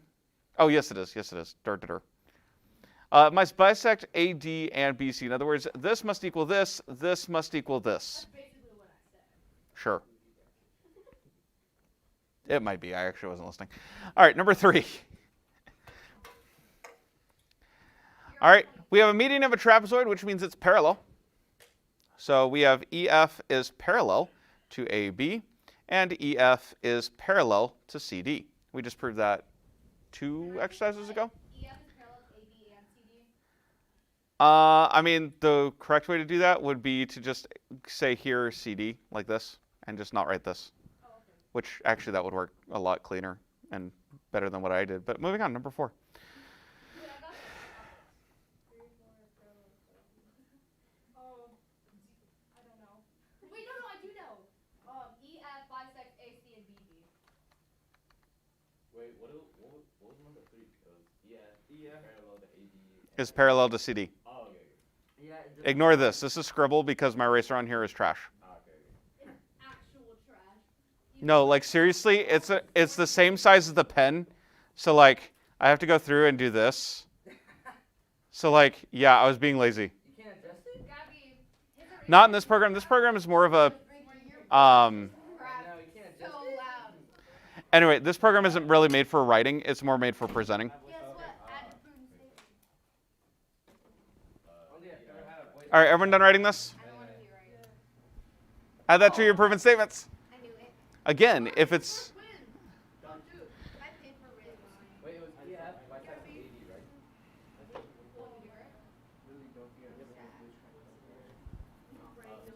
It was EF bisects AD, right? it was EF bisects AC and BD. Oh, okay. Yep. Wait, diagonals is BIAD, right? Yes. Oh my goodness, why is this section so long? The teacher says that. Oh my god. When the teacher starts crying during a test, you know it's gonna be bad. The teacher Wait, no, starts grading the test. No, when and the he teacher realizes he couldn't do this either. no, when the teacher starts crying while grading the test, and the smart kid's like panicking, you know it's gonna be No, bad. you know it's really bad. It's because they're worried about getting a 96. All right, anyway. No, smart kids are crying. When the teacher's crying, the smart kid starts panicking. You realize Adrian's words. Easy 100. Easy 100. Easy plus 10 bonus. Bro, When the I swear, I don't even. I can't remember. Number 8. The median of a trapezoid is equal to half the sum of the two bases. Okay? In other words, what we're doing is we're proving EK is equal to 1/2 AB plus DC, which makes sense. It's connecting the midpoints of the lines, so its length should be the average of the two bases. Okay? That's basically what we're doing. So first of all, we have trapezoid ABCD with median EK. Yes, how can I help you? You're drawing. Oh wait, can I say it? Yeah. Okay. You're drawing EK and AC. EK has already been given to us, but I am drawing AC. Specifically, though, what I'm going to say here, I don't actually need to say it, but I'm drawing diagonal AC to mention specifically that it is a diagonal of the trapezoid. Okay. And are we gonna cover this later, but like AC bisects, or not bisects, but goes over EK or something like that? Don't worry about it. We'll get there. All right. Basically, though, the main reason why I'm bringing up that it's a diagonal is there's principles that we can pull in from diagonals. Now we've proven some stuff about diagonals of a trapezoid. So I want to make sure that we have that available to us. So number 3. 2 AL equals CO. No. Actually, hold on. Where? No. All right. So listen up, guys. So with that, we know that EK is going to bisect AC. Oh, you were right. You just said it different. EK bisects AC. In other words, AO does in fact equal CO. Did we say that and it means the same thing? Or no? I would take it. Let me put it that way. You don't have to write that. It's just that's the equivalent statement. Is for AE equals ED and then CK equals KB? Say that again. AE equals ED and CK equals KB. Yes, except I'm just not wording it that way. But yes, that is correct. All right, so we have E is the midpoint of AD, and K, whoops, K is the midpoint of BC. All right, or in the way Gabby worded it was AE equals DE, or BK equals CK. Yeah, they're equivalent statements at this point. We can assume that there being a midpoint and bisecting means it cuts it in half without having to go through and separately say that by definition.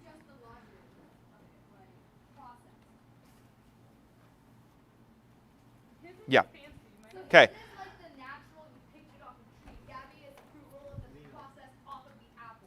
Okay, moving on. Number 5. O then is the midpoint of AC. Point O has not been previously labeled. What we're doing there is we're now giving that point a name. So that's why we couldn't have written, that's why I avoided writing AO equals CO. It wasn't there yet. The letter O wasn't there yet.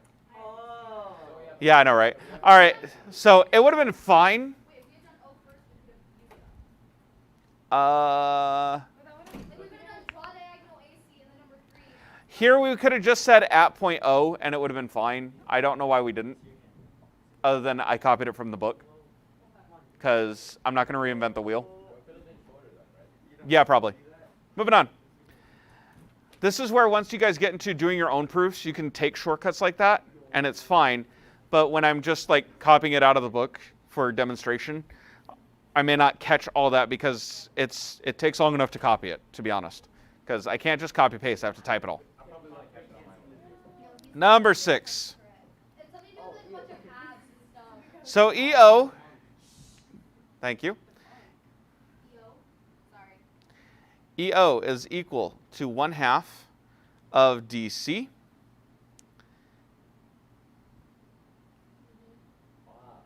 we have we have 2 triangles here.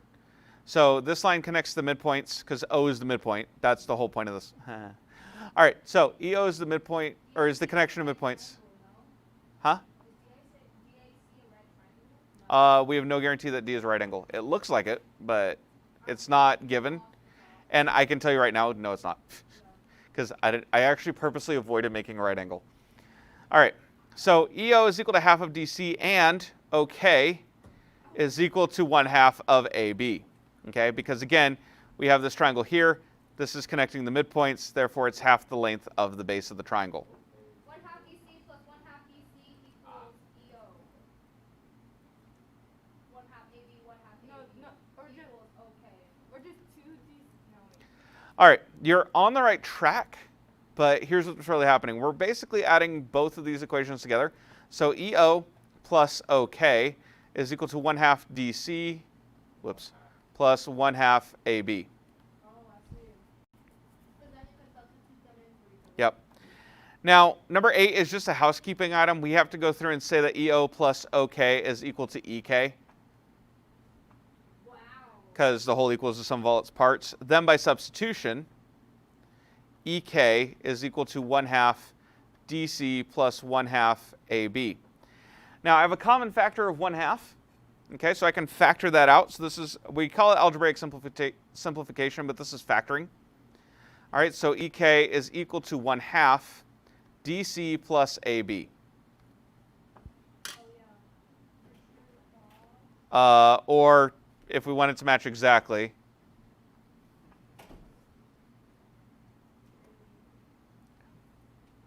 because we can rearrange, AB plus DC.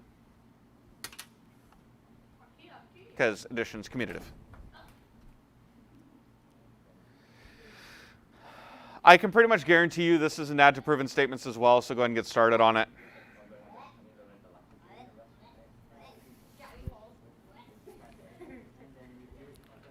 Poor Gabby. Do you roll up to my phone meeting? She's like, I'm like, Gabby, are you getting up? Like, when I looked at you, I was like, you were laughing at first. So, Mr. S, question.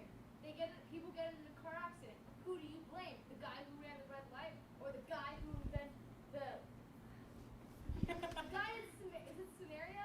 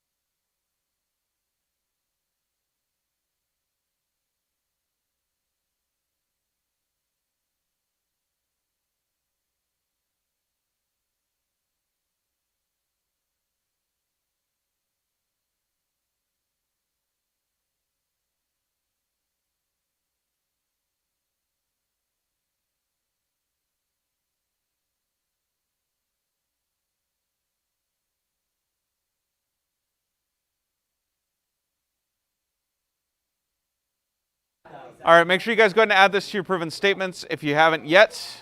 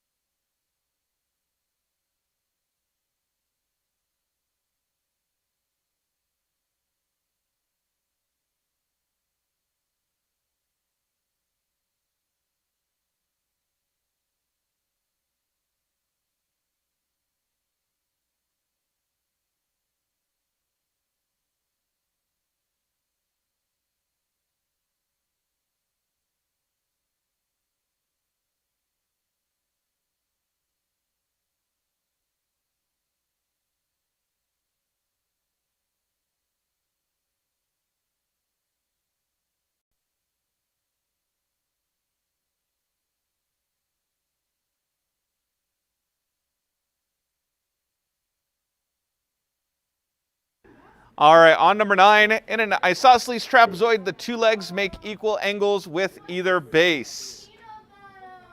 Shh. Yeah, just go on to the next page. Can we not do this one this week? Can we just save it for tomorrow? Oh, Please, Mr. S, it's really long. or how about 10 minutes left in class? No, we need to at least start it because we may not make it tomorrow if we don't. And I, for one, would like to get out of this section. Yeah, because we've only done 2 groups and there's 3. All right, in an isosceles trapezoid, two legs make equal legs with either base. So listen up.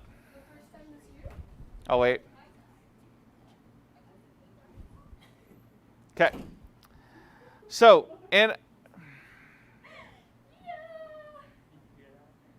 try this again. Ladies. I don't know. Lena wanted me to wink at her, so I did.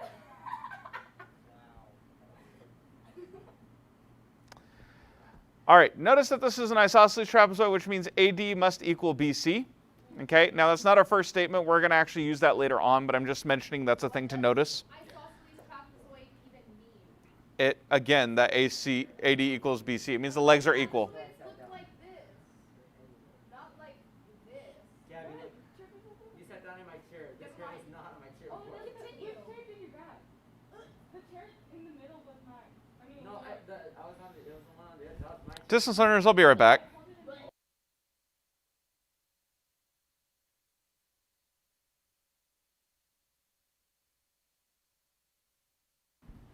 All right, number 2.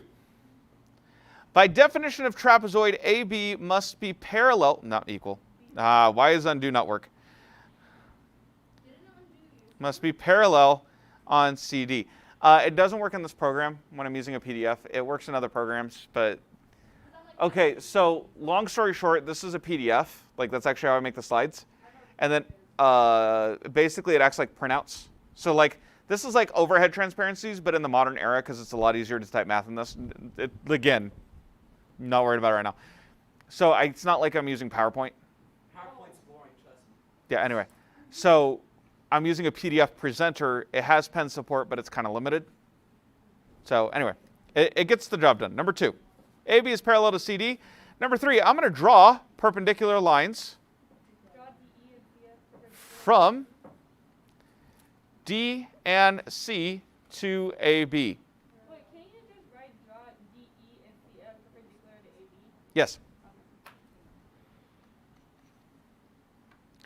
Number 4, then angle DEA and CFB are right angles. Oh, you right. And when is he not? You got to worry about that Drug Enforcement Agency coming in on geometry now. All right. DEA, Drug Enforcement Agency. Anyway. Wait, what's the sign after A? And? Oh. There, I fixed it. All right, are right angles. If I have right angles, what else do I have? Right triangles. Yeah.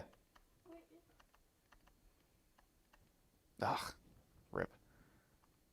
And that also means those triangles are congruent. But does it? Yes, but not yet. I have to go through and state some things.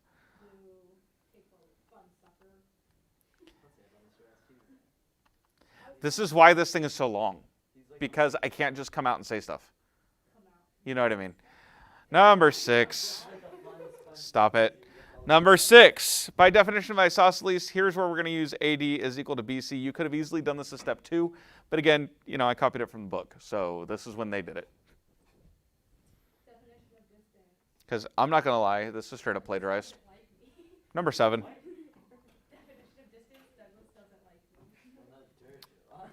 Now, DE and CF are distances between parallel lines DEC and AB. So DE and CF are distances, oh my word, between parallel lines DC and AB by definition of distance. Oh my word, I tried. Well, if they're parallel lines, that means these distances are equal, so I can say that DE is equal to CF. So now I've got those pieces. I also have that it's right triangles. So since it's right triangles, and I've proved... Triangle DEA is congruent to triangle CFB. Yes. Anyway, but because I've proven the hypotenuse and the leg, now we can state that the triangles are congruent. So triangle DEA is congruent to triangle CFB. DC equals EF. I mean, what? For CPCT? No, because they're not part of the triangles. Oh, wait. Aha! Okay, number 10. Number 10, angle A is equal to angle B. What are we trying to prove? I don't even know what We're trying to prove that, it's a trapezoid. yes. No, it's given to us. We're proving, okay, here, I'm going to mark it in green. We're proving this angle equal to this angle, which we just did. And we're proving this angle equal to this angle, which is going to involve a little more work. Okay? But that's the idea. That's what we're trying to prove. We're trying to prove those, well, sorry, C and D need to be equal to each other, not everything else. And then A and B need to be equal to each other. So we've proven A and B equal to each other. While we can't just jump to the other angle, we can prove that this portion is equal to this portion. Does that make sense? So I can say then that angle ADE is equal to angle BCF. Okay? So I've proven that piece. Now I need to prove that FCD and EDC are also equal and then add it together. Unfortunately, it's not completely straightforward. So number 11. Number 11. DE is perpendicular to DC, and CF is perpendicular to DC as well. Why we didn't combine that, I don't know, but I'm not going back and fixing it. So, because if it's perpendicular to one parallel line, it's perpendicular to the other one also. I like that geometry has all these abbreviation stuff. It makes me feel cool. Number 12. By definition of perpendicular, that means these are also right angles. So angle EDC and angle FCD are right angles. So angle EDC is equal to angle FCD. Yep, because all right angles are equal. Is that all together with the other ones? No.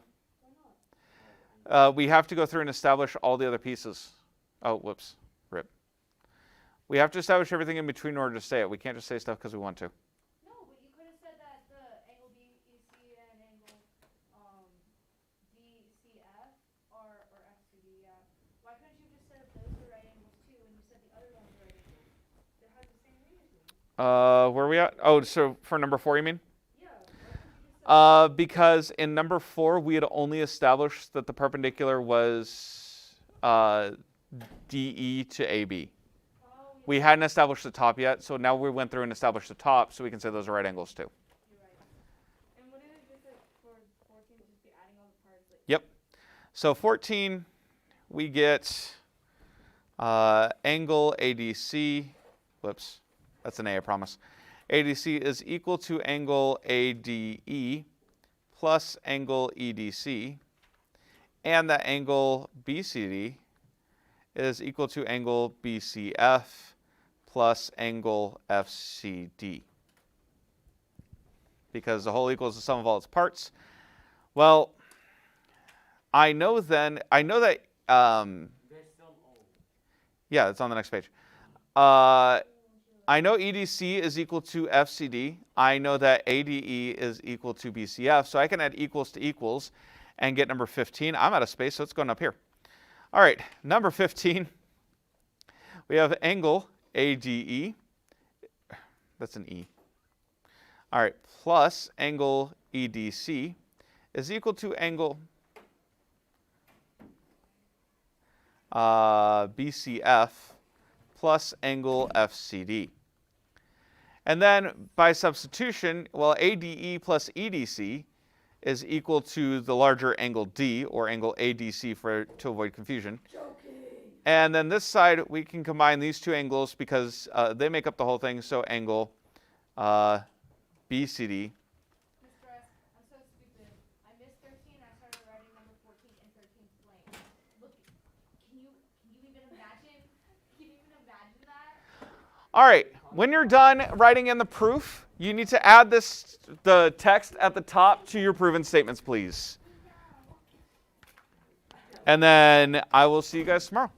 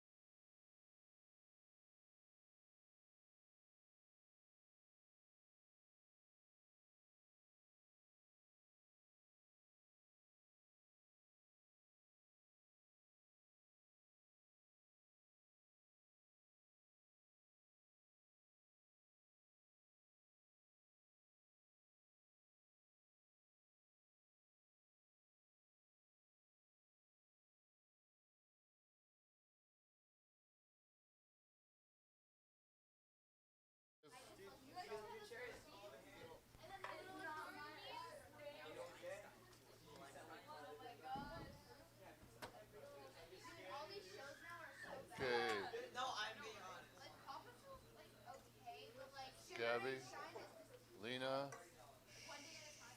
boys, Ricky, guys quiet. Lena, quiet please. Amethyst, please be quiet.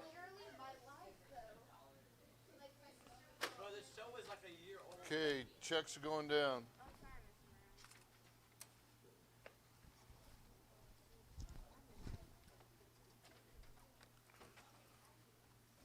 Okay, we're on lesson 63. That is page 2 of your notes.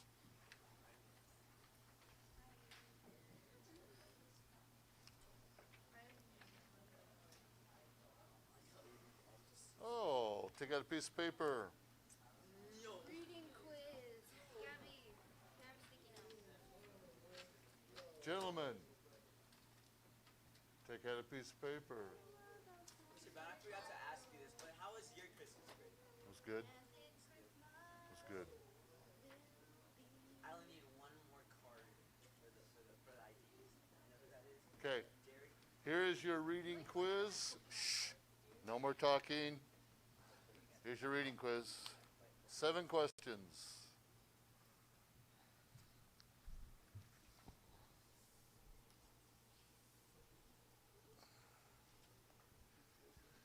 Doug.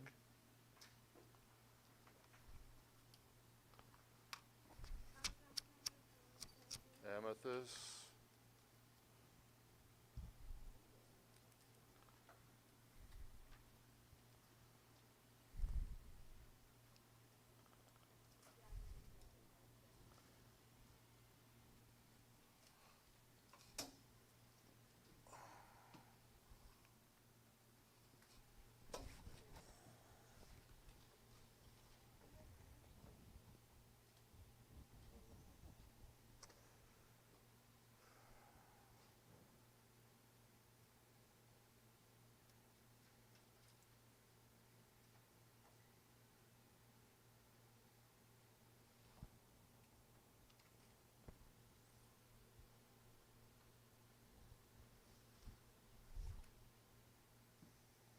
Adrian.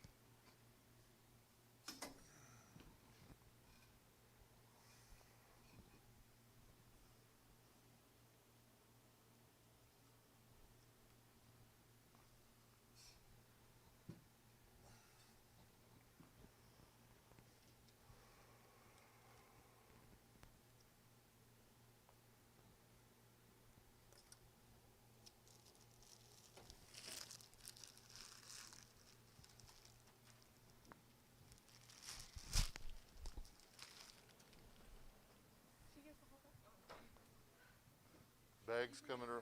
Shh, don't start talking. Bags coming around. If you want one or want some, take 2. Do it quietly so we can get going. Here's, everybody done? Okay, here's your answers. Never mind. Hold on. Shh. Do it quietly, guys.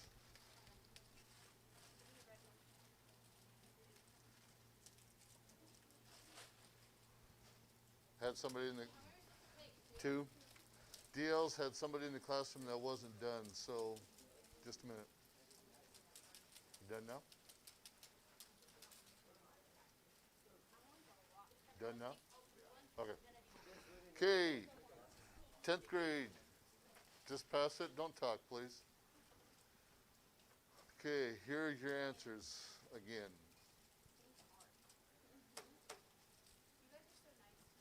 Quiet.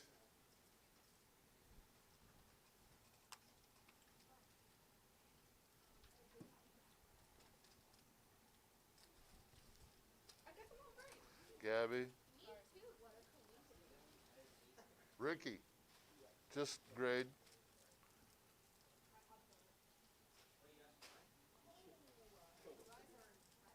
Everybody done? Okay. Jaden, how many? 6. Giselle, Derek, Isaac, Andrew,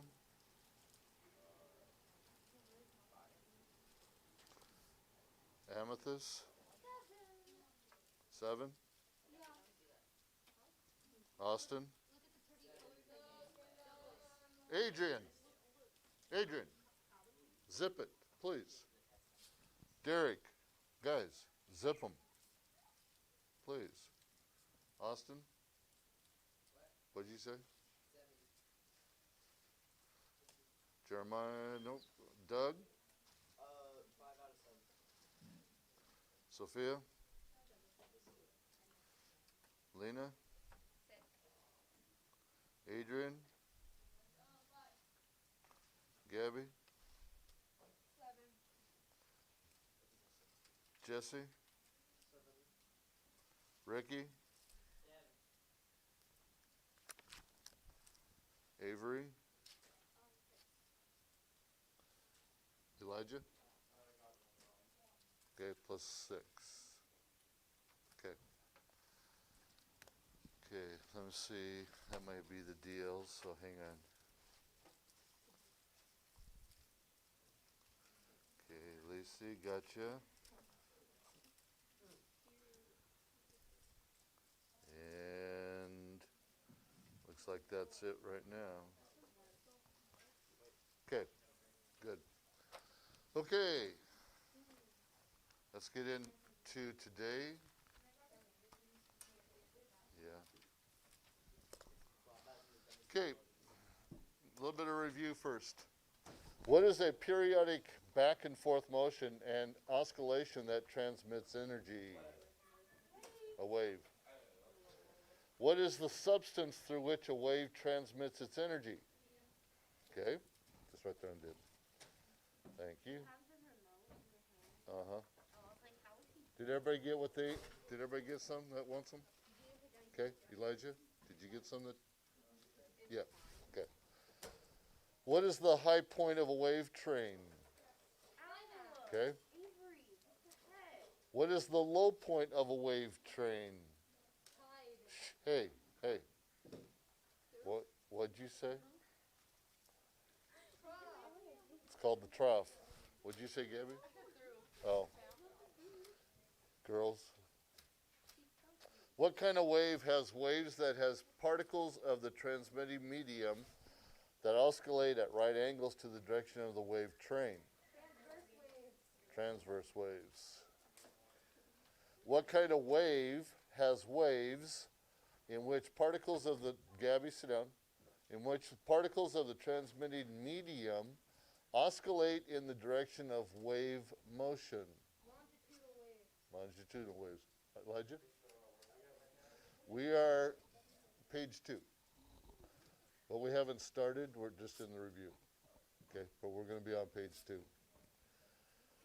What is the pulse of a longitudinal wave in which the particles of the transmitting medium are squeezed together? That's the key word.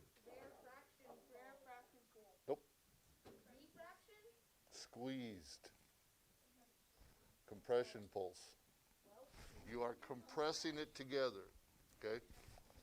What's the pulse of the longitudinal wave in which the particles of the transmitting wave are spread out? Rarefaction, not fraction. Oh, that's what I have, but I don't. I know. It's easy to say fraction there, so. I think it should be refraction. Okay. Okay, here we are. Lesson 63, I believe it was. Okay? Yeah. Okay, wave attributes. Going to be talking about wavelength, amplitude, frequency, and speed. So, by definition, a wavelength is the length of a single wave. One crest, one trough. Okay? So from crest to crest, trough to trough. Okay? However you want to look at it. So, like, is sound waves like an actual wave? Because, like, when people, The air is vibrating. yeah, but like when people like they measure sound waves or whatever, like on like the electron like devices like that, it goes like a wave like that. And so is therefore like sound if we go up like I don't know how you can explain like go up like sound with a microscope. That's my main thing of it. But it'd be like a wave. It's an invisible, but it acts the same way. So you wouldn't be able to see it. Yeah. Yeah, I know. It's like But I'm the saying like we measure its effects, yeah. not itself. I'm It's saying like like the effects of sound though, like the effects of it, like Yeah. is it A wave is a wave no matter if it's in water, air, or whatever, invisible. They still have the same same characteristics. Yeah. like Cameron just said what the effects of it would be like a wave. Uh-huh. Yep. Okay. Secondly, amplitude. That's the maximum distance that particles are displaced by the wave. Amplitude. Okay?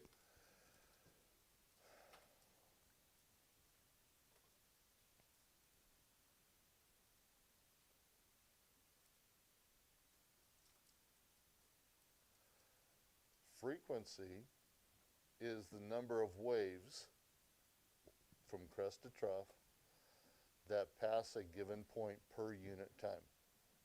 So how many times does it pass in this given area? That would be its frequency. How many times it passes. The formula to find frequency is frequency equals waves divided by time, or F divided by N, which is your waves, divided by your time. Hertz is the SI unit of frequency. Therefore, I don't know why I have that underlined twice. Is it underlined a blank twice for you? Just one blank? Okay. it says hertz. Probably because I changed 2 years ago's notes and just forgot to cross off the underline. Okay, it's equal to one wave per cycle per second. Okay? Or Hz, hertz, equals 1 over S, 1 per second.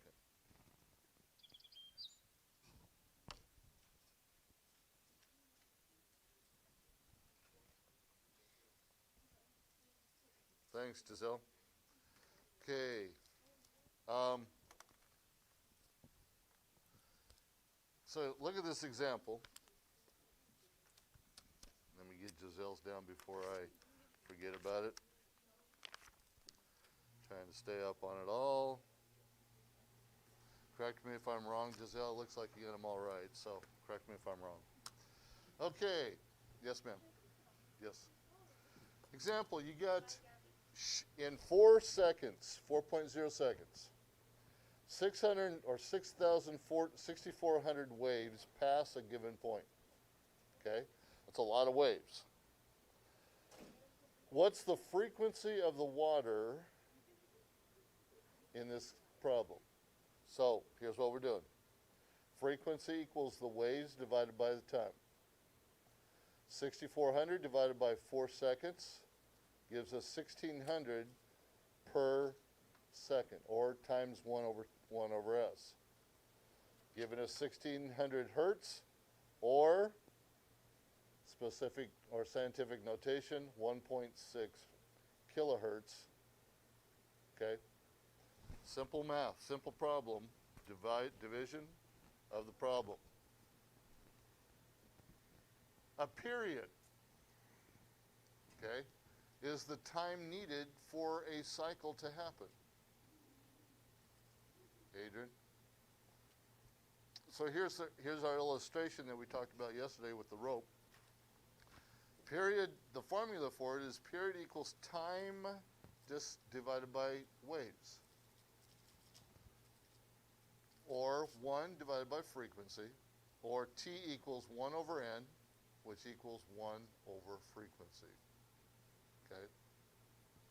The amount of time it's needed for one cycle to pass. One cycle is what? A period. Okay? Okay, example 7.2. Says, what is the period of the waves in example 7.1? You've got 7.1 on your paper. In 4 seconds, you got 6,400 waves pass. Therefore, T equals T over N. T equals 4 seconds divided by 6,400, Adrian. That's 1. T equals 0.000625 seconds, or rounding that up to 0.0063 seconds, or condensing it to 630. I forgot what that symbol stands for.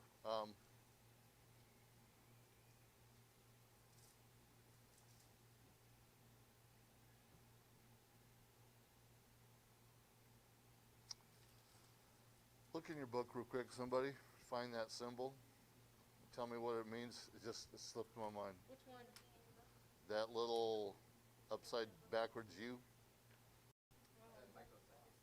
Microsecond? Okay. Thank you. Okay. Microsecond, thank you. Okay, so remember that, I have it right there, don't I? Duh. It's Tuesday, guys. Duh. Okay, remember that 1 backwards U stands for microsecond, or 1/1,000,000th of a second. So what does the backwards U stand for, Adrian? What does the backwards U stand for?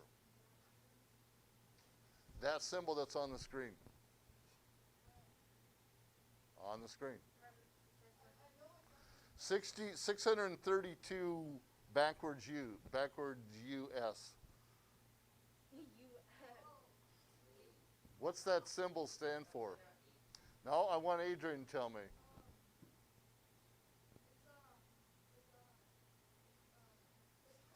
No. If you weren't talking back there, which is now giving you your second check because I've had to stop and talk to you, you would have understood because Adrian pointed it out to me.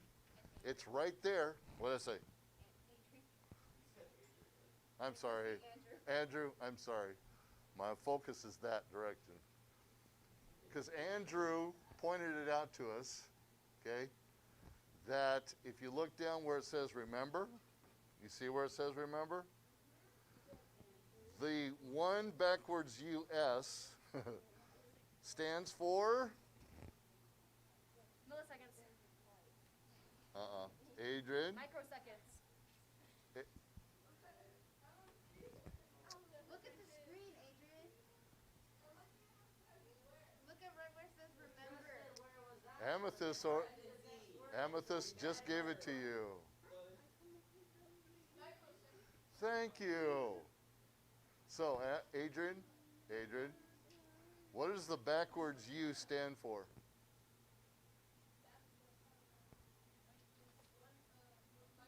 There you go. Good job. Thank you. All right.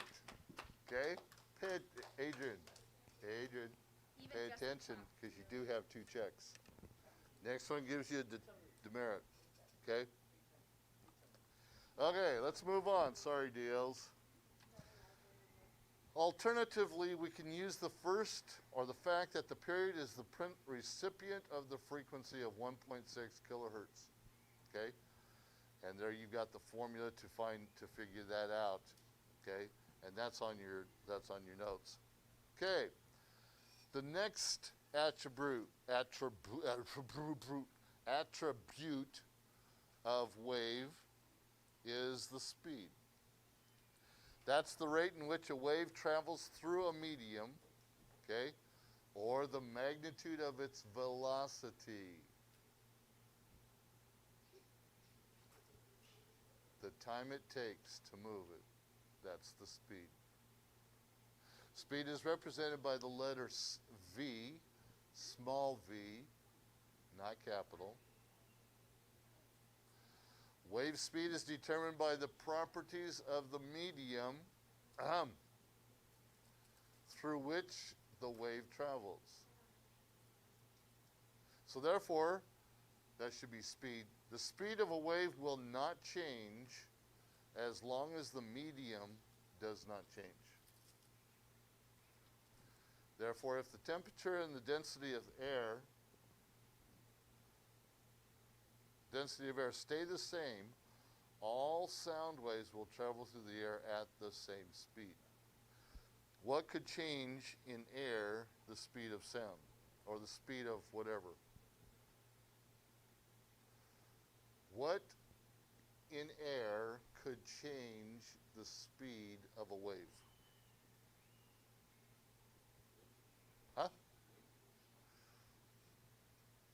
Okay, I could see what you're saying, wind. Okay. And what I'm looking for is the temp of the air. Okay. Which wind usually brings on cooler air for the most part. Sometimes it's hotter. But that could also change the speed of the wave too. Okay. So the temp changes things.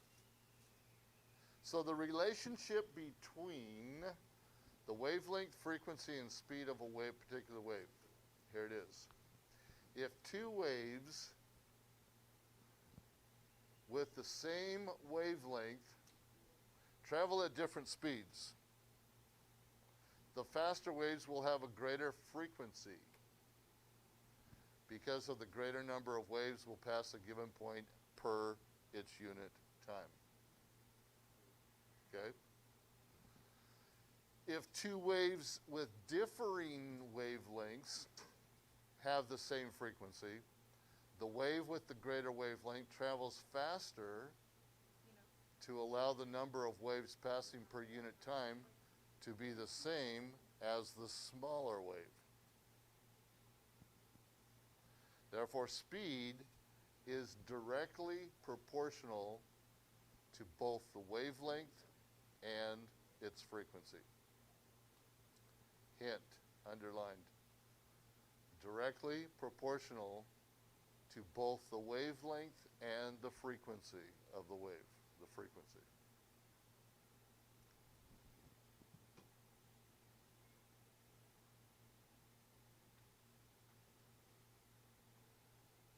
Like in your notes, the equation for the relationship is this.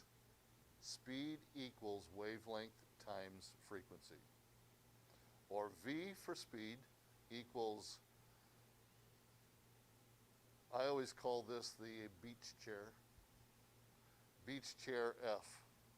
Because it looks like a chair, looks like a small chair that you put out on the beach. Okay? Directly proportional to both the wavelength and its frequency. Okay? So let's look at the next example. What is the speed of a wave with a wavelength of 3.0 meters and a frequency of 4 hertz, 4.0 hertz? So you got V equals chair F, okay? That's wavelength, okay? Wavelength times frequency. V equals 3.0.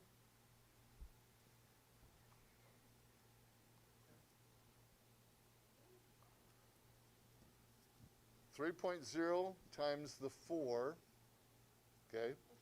Or giving you 12 meters times 1 per second. Or 12 meters per second. Okay?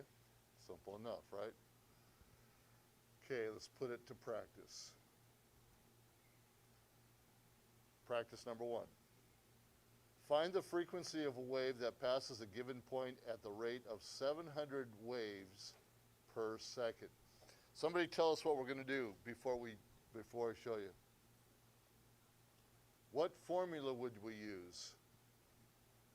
Ricky, what formula would I use?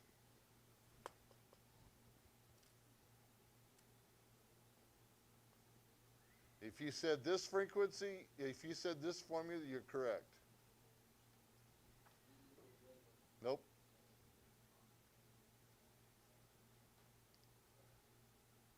Okay, frequency, because we're trying to find frequency, so it's got to be F equals wavelength divided by time. 200 waves, or excuse me, 700 waves divided by 2 seconds gives you 350 hertz. That's the frequency of this one.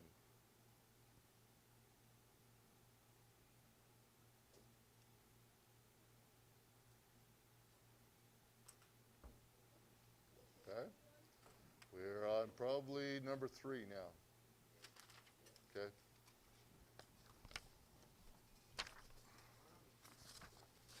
Page number 3, number 2. Okay, number 2. Find the period of a wave when the frequency is 0.5 kilohertz. We're going to use a formula that starts with T, capital T.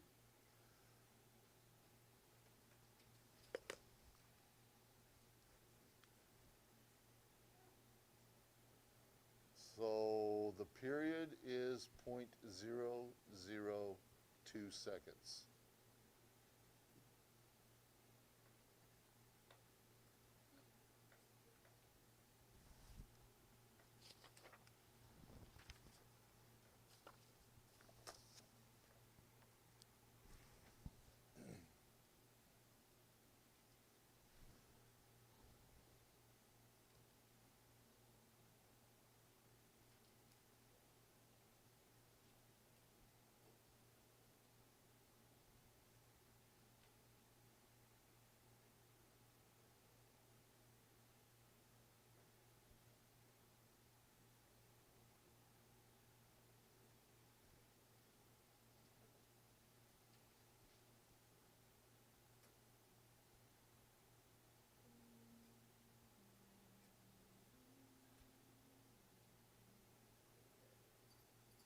Everybody done? Okay, number 3. Find the speed of a wave with a wavelength of 8.2 meters and a frequency of 75 hertz. Wavelength, frequency. Okay, V equals wavelength times frequency. Okay, 8.2 times 75. That symbol is for wavelength. Yeah, I call it the beach chair. That's why I call it the beach chair. Because to me it looks like a beach chair. Okay? But scientifically it's called wavelength.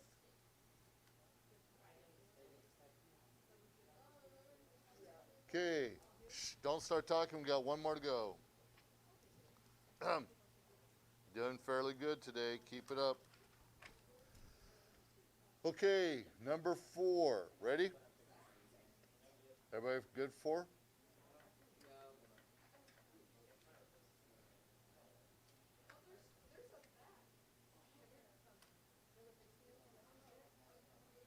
Okay, number 4, here we go, last one. What's the wavelength of radio waves that have a frequency of 530 kilohertz and a speed through air of 3.00 times 10 to the 8th meters per second? Okay? Its wavelength equals V over time, or frequency. 3.00 times 10 to the 8th is the same as, I think that should only be 300 million.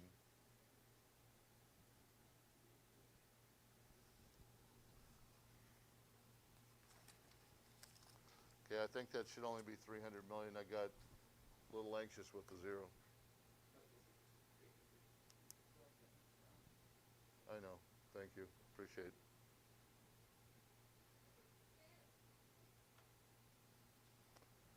And if you want to double check that on me, we're about page 162.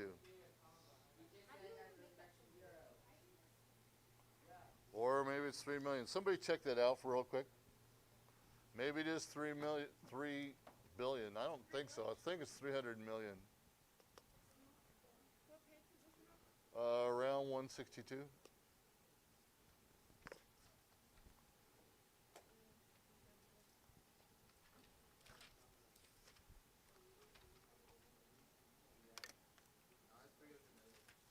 $300 million? Okay. I'm going to make the change real quick so I don't lose this next time. Okay. Where are we at? Oh, man. We're down here at the bottom. Jeez. Wrong one. Okay, there we go. Just knock out a zero. I hope. Hang on. Knock out one of those zeros. There she blows. Cupcake Island. Do a save on that. Okay.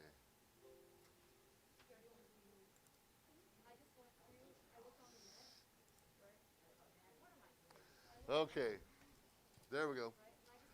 Okay, number 5. Sorry, we had one more. Shh. Well, number 5.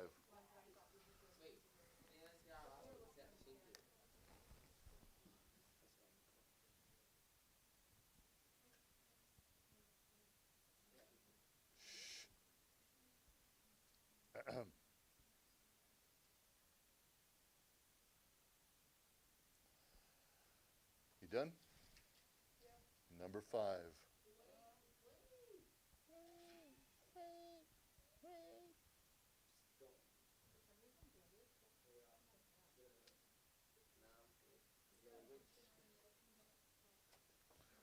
Okay, number 5. Number 5. You guys could have been writing this down while we were trying to figure out the 300 million. Okay? Number 5.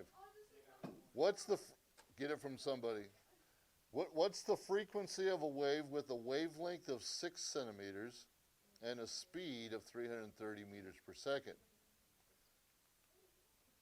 Here it is. Frequency equals wave or volume over wavelength.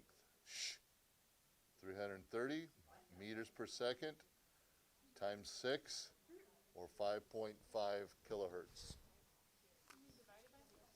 Yep.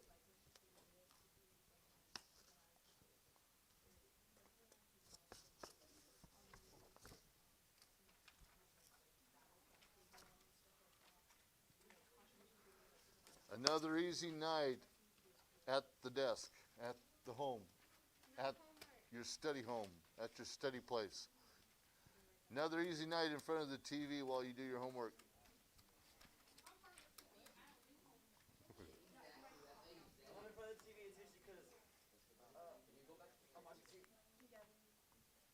That one? Number what? 2? Okay, your homework, as you see it on your notes, is just to read pages 162 to 165. Okay, that's all your homework is tonight. I will. Give me time. Be patient. DLs, that's going to conclude today's lesson. So glad you tuned in. Tune in tomorrow as we discover more of what a wave is. See you later.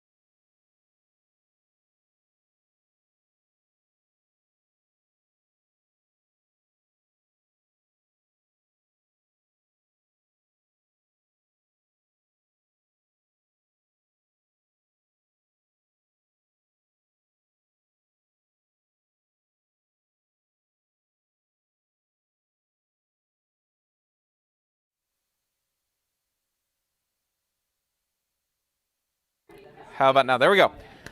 All right, let's get started. If you're not in Algebra 1, you guys either need to be silent or leave the room. If you're in Algebra 1, please have a seat, get out your textbook, and more importantly, please get out your homework.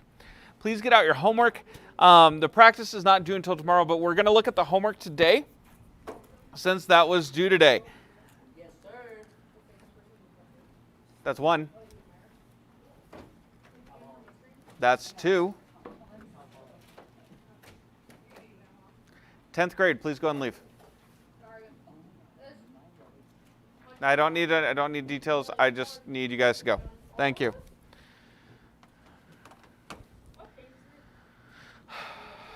We're on page 130.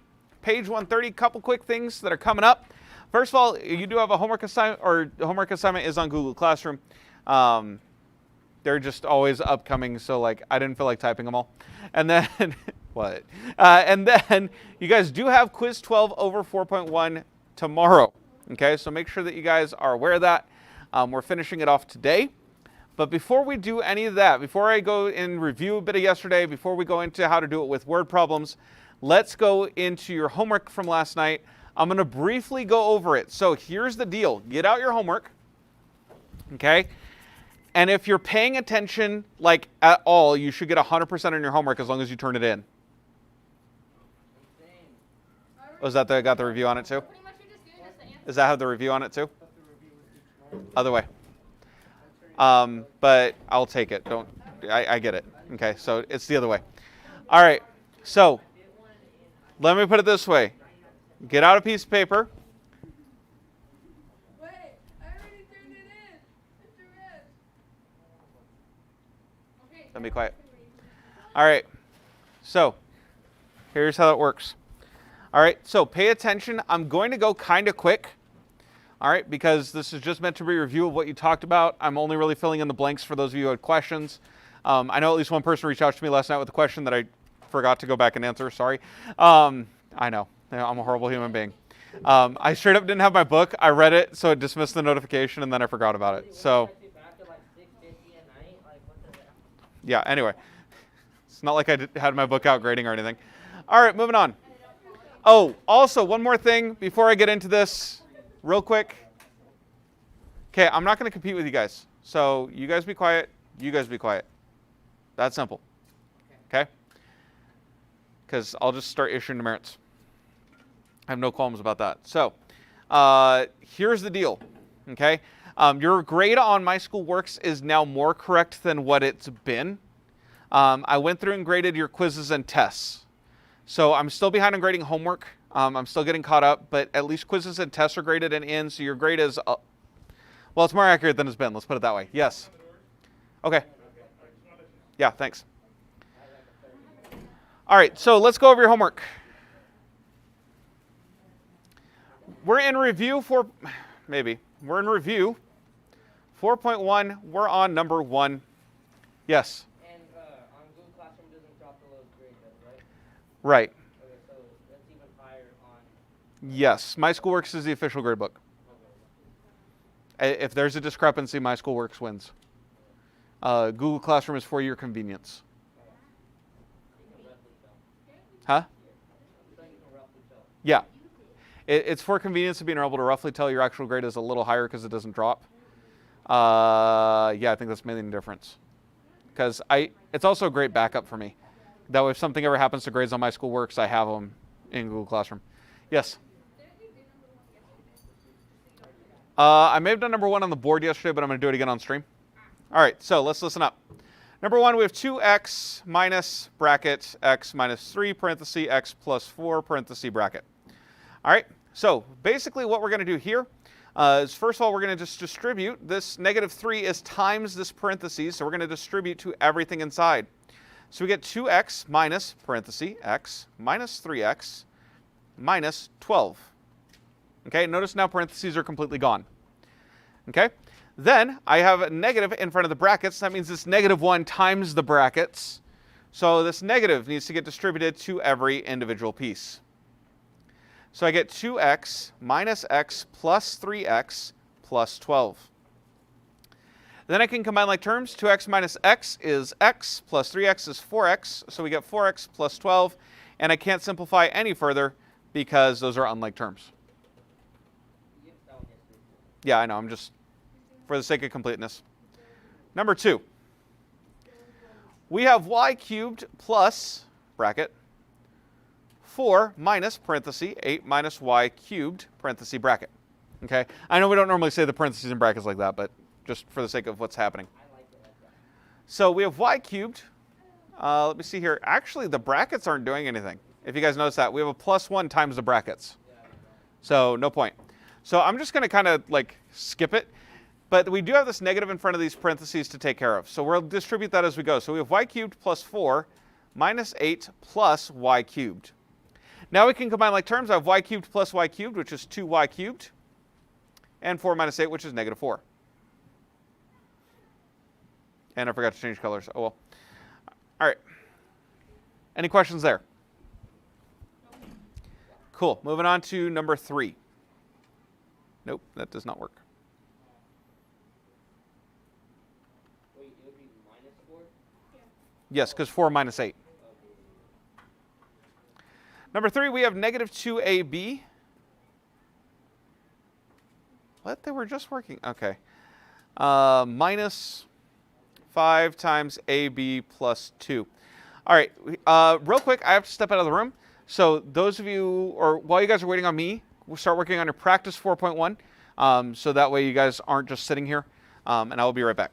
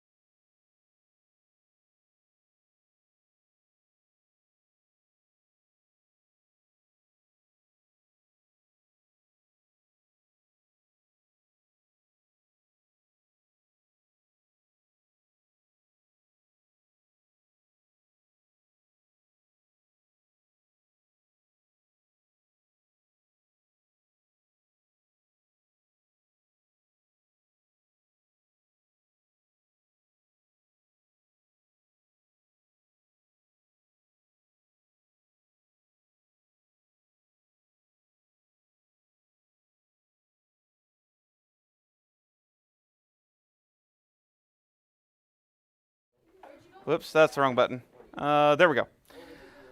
Another room was having technical issues. They're still having them, but I can't do anything about it. So, number 3. It's always the library. All right, number 3. Doesn't matter who the teacher is. It's always that room. All right. I have tried. Number 3. We have negative 2ab minus 5 times ab plus 2. Let's make sure we're not talking. Gentlemen, thank you. We have negative 5 times the parentheses, so it's going to be times everything inside. So we have negative 5ab minus 10. Negative 2ab minus 5ab is negative 7ab. Remember, you cannot, I repeat, you cannot change exponents by addition. Boo. Bad. Okay? So that would be the correct answer for number 3. Negative 7ab minus 3. Well, that's wrong. Hey, I got it right. Look, Where does the 3 even come from, Ricky? I don't know. Number 4. Yeah. Why do I have to wait? It's on the same screen. No, I combined the. Just do. Number 3 if you were paying attention. Yeah, instead of talking. No. All right, number 4. No, Adrian, I'm not going to stop and reteach every time you weren't paying attention. Number 4.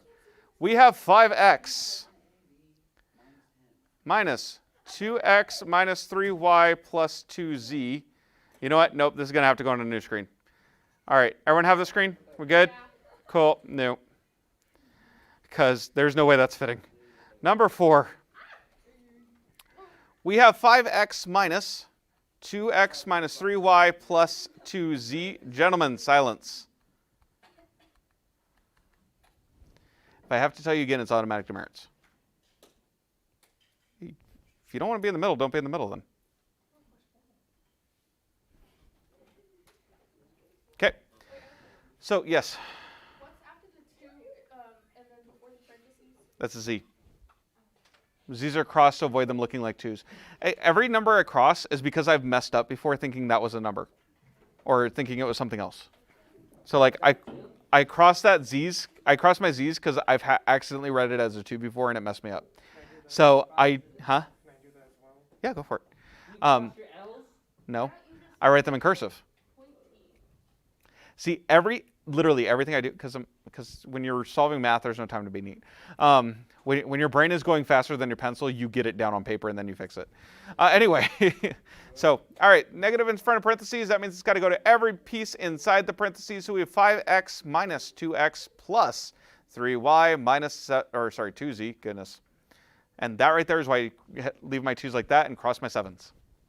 Okay, anyway, minus 7y plus z. I'm not saying you guys need to cross things. I'm just saying that's why I do. Why do you cross for 7?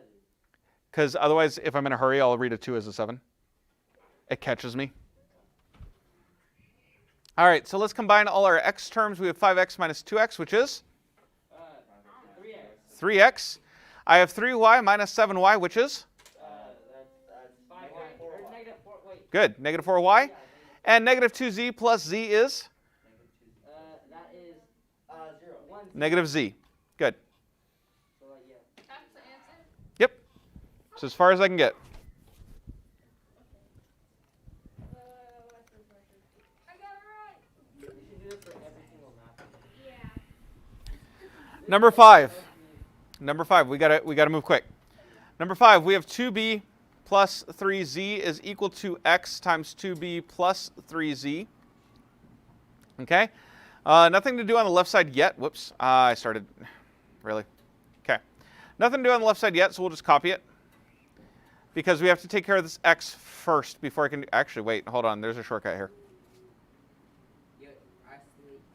Yeah, let's not do that.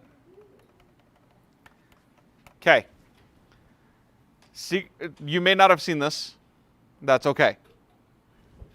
But we have 2b plus 3z times x, right? So I'm going to divide by 2b plus 3z. I'm going to divide by 2b plus 3z because it happens to be exactly the same. Anything over itself is? 1. That's what I I got did. that right. I'm smart. I did Bro, it. you know you got that right. You're smart. Number 6. We have x plus a equals y minus 2x. Yeah.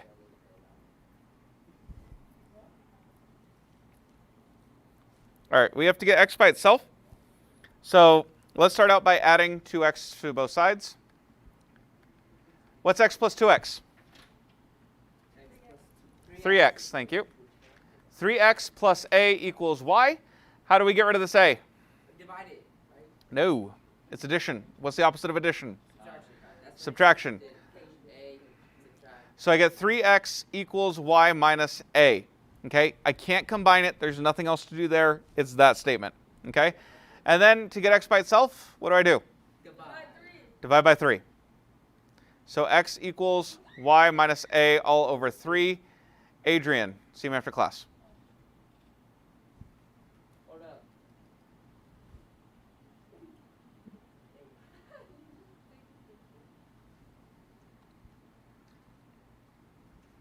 What number is this? 7?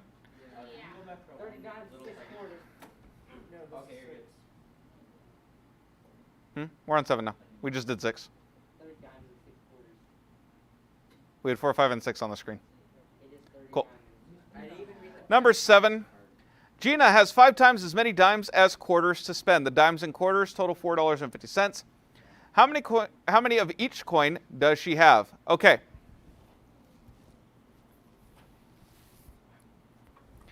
Do I know more about dimes or quarters? Dimes. Dimes. So I'm going to make quarters my unknown. So let's let Q be number of quarters. What? What's your question? No, go ahead. Now's the time for it. No, it's nothing. Okay. Yes. Someone's working on it. All right. So let Q be the number of quarters. Then we have 5 times as many quarters. So wait, hold on. 5 times as many dimes. Wait. Yeah. Dimes is quarters. That means dimes has.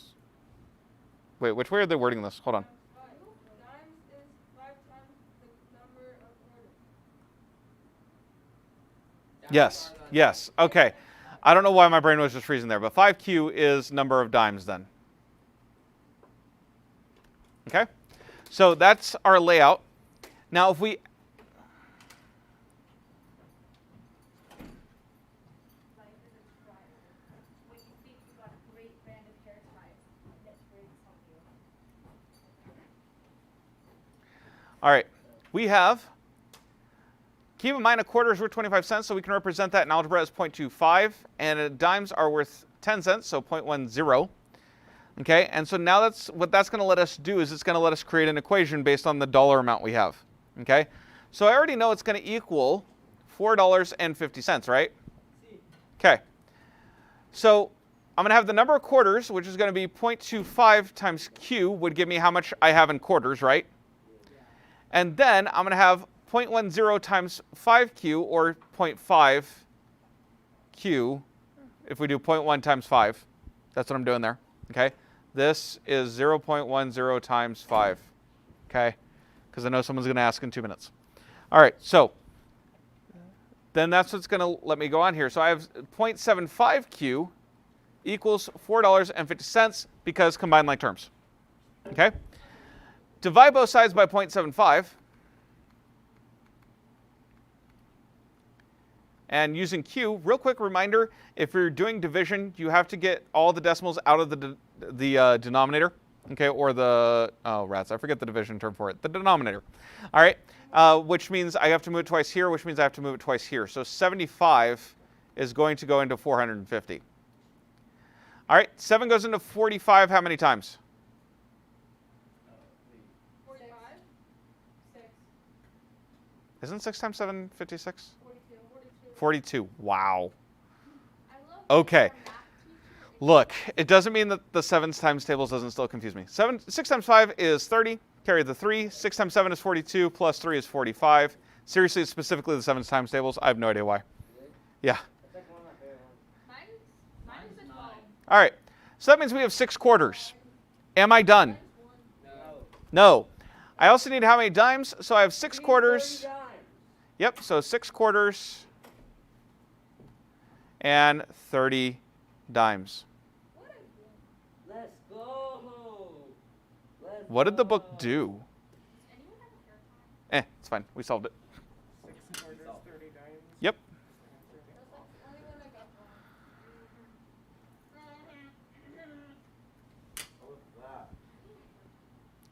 All right, we got 3 left, and then we got to go because, like, class. All right. He said, cause like class. That's It's cringe, I know. All right, number 8. 2 investments provide an annual income of $1,118, so that's our total. There is 3,000 more invested at 10% than at 12%, so then 12% is our unknown. So let's let X be our 12% investment. Oh, I didn't even catch this earlier.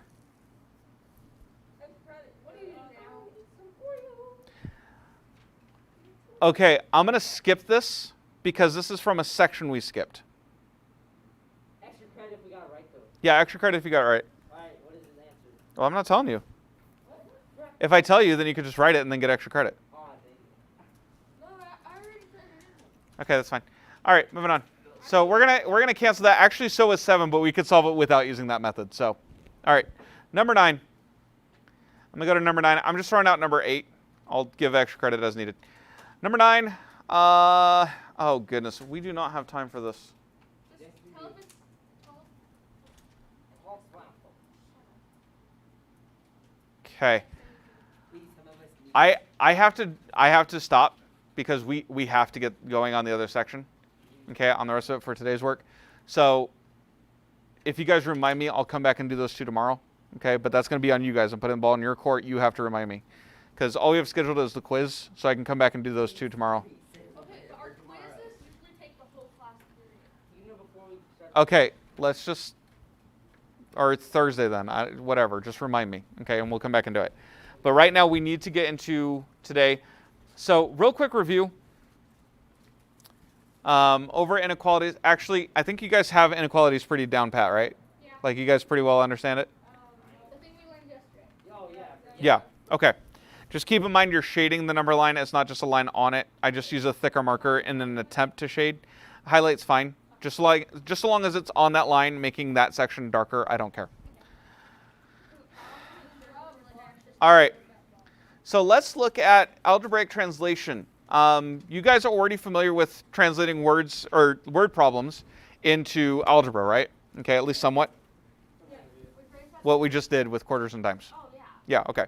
So you're already somewhat familiar. The only difference is now there's inequality possibilities. So look at table B on page 129. Notice that we have for less than, we could say, not just less than, we could say fewer than, we could say under or below.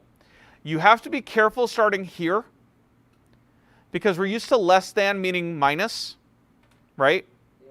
Okay, you have to check the wording. If it's 9 less than x, it's x minus 9.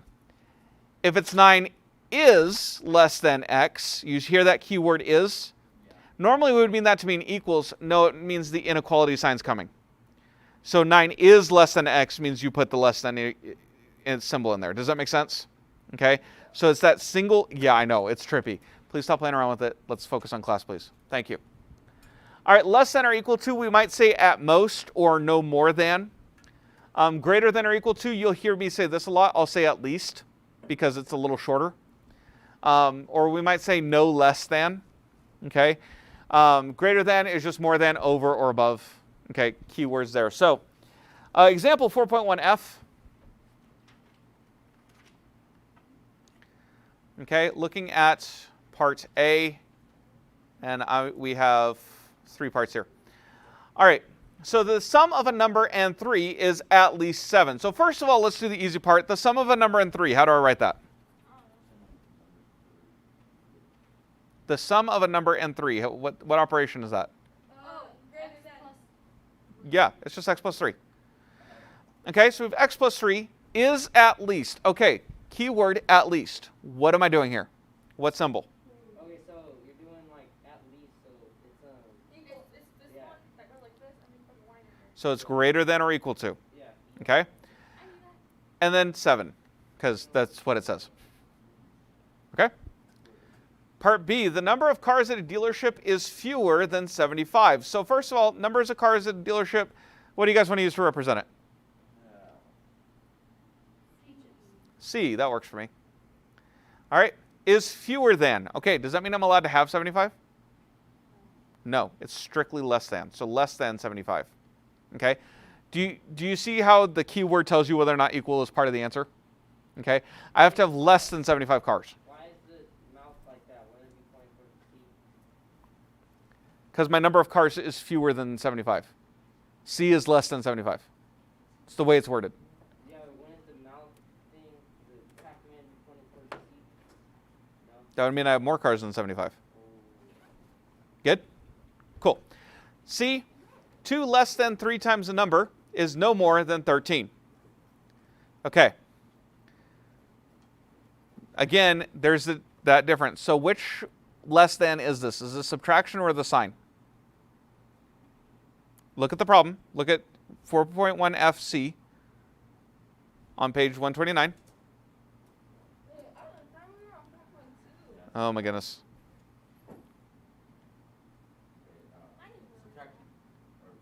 It's subtraction. We have 2 less than. That than means means reverse. Less means subtract. So I'm going to have minus 2. Okay? If I saw 2 is less than, then I know to put the less than symbol. I would have 2 less than symbol. Okay? That word is all the difference. 2 less than 3 times the number. What do you guys want to represent the number with? D. D, okay. So we have 3D minus 2 is no more than. Okay, so can it be? Yes. So we have equal as a part of it, and then do I want less than or greater than? Greater than. No, less than. Less than. Because it's no more than 13. Okay? Does that make sense? Yeah. Okay? That's all we're really adding on to yesterday. All right, so you guys have practice 4.1, which is what we really talked about yesterday. If you guys need more of a review on that, go back and scrub through yesterday's lesson. Okay? Does that make sense? And then that's pretty much it. So you guys are doing practice 4.1, all problems. I announced it yesterday so you guys could get started on it. So hopefully you don't have 32 problems to do tonight, but if you do, that's because you didn't listen. So, is what it is. Yeah, so do I. Your point? Okay, moving on. Number 1, very quickly. Practice number 1, just to kind of review. We have x is greater than 1. Okay, so we're going to make our line.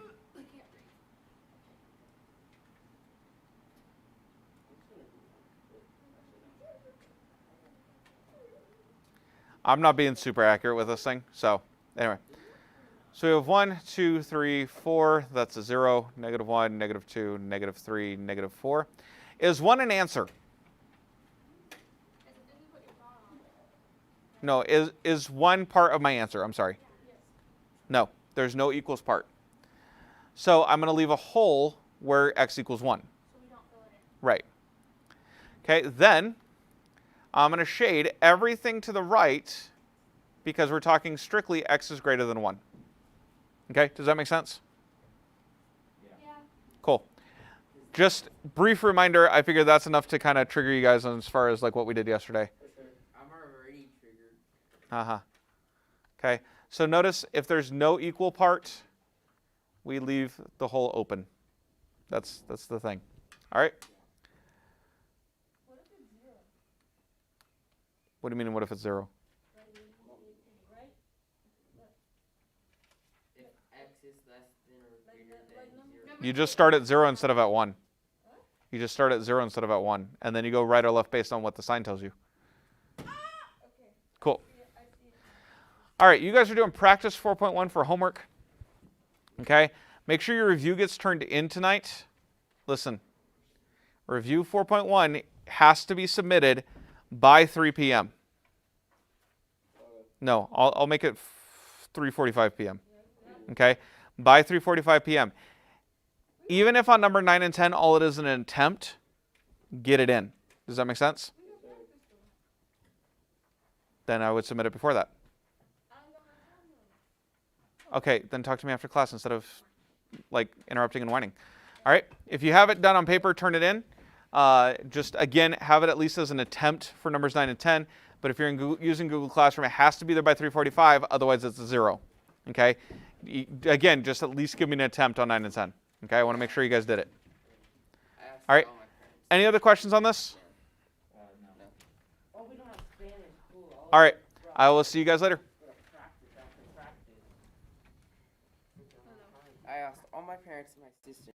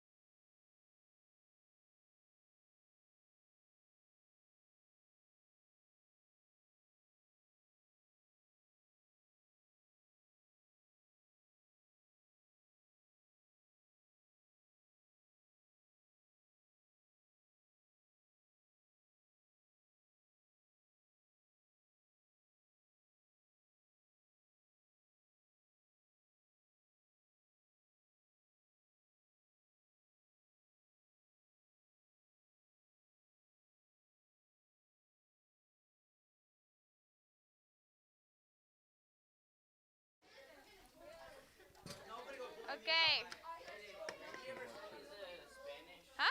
Did Randy ever send you my group Spanish? Your what?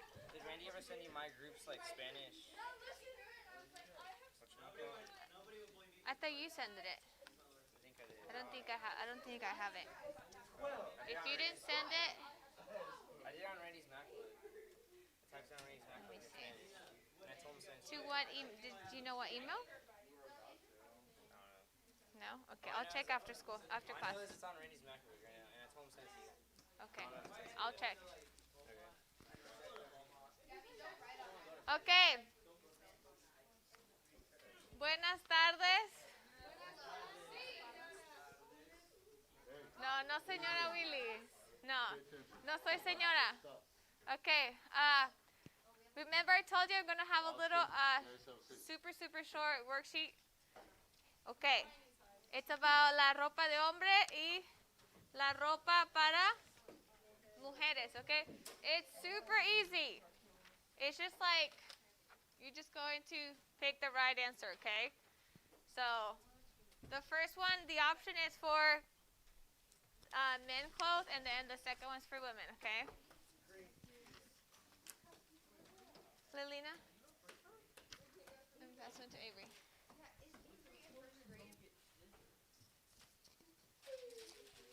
Okay, you can pass one to Noah. Also today we're going to, oh, thank you, your homework. Did you cut your hair? Okay? You don't have to keep talking. Here you go. Then they need to turn it. Who, where? Wait, so what's this? Oh, curly hair. No, I don't watch that. Sorry. Rocket on the Mandalorian. At my house, she called us stupid. I won't allow you to date Yeah. He doesn't watch it, so we're good. And this part's like. Okay, don't use your book for this one, okay? Because it's pretty simple.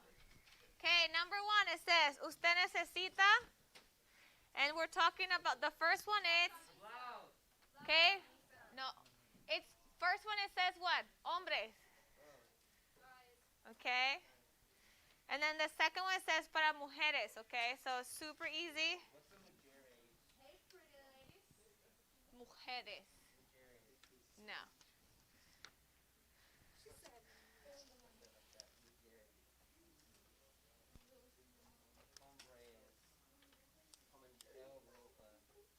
Also, I'm gonna be collecting your homework, okay?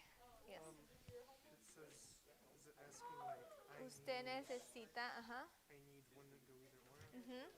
But this one is for men. Ah, I see. This Yeah. one. Yes.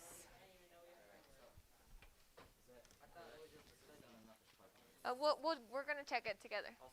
Did you finish? I didn't even do one. I did not know that homework. I forgot. Page 207, 208. I did it with no help.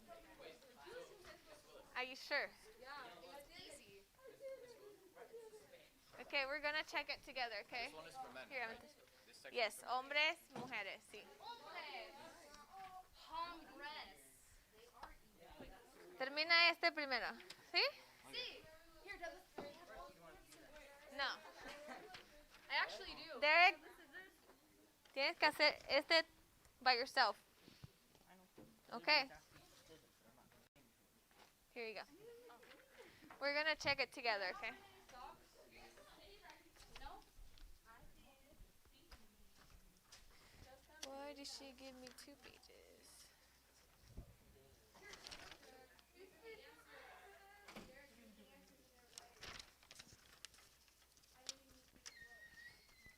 Okay, did everyone almost done?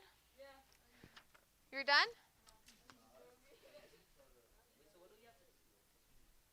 Circle the best choice. Hurry, hurry. Finish this one, sir. Oh, I thought we were doing something else. You done? Okay, we're gonna check it together.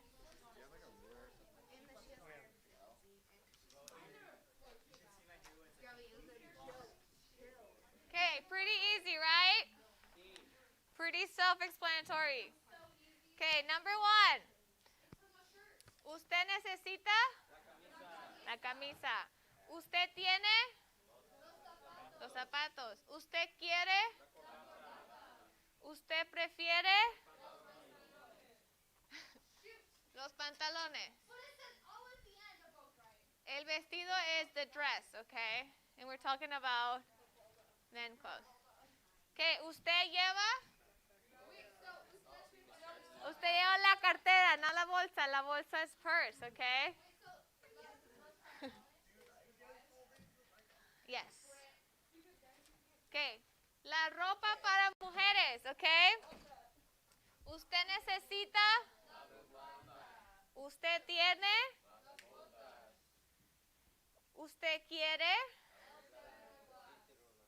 Usted prefiere. Impermeable.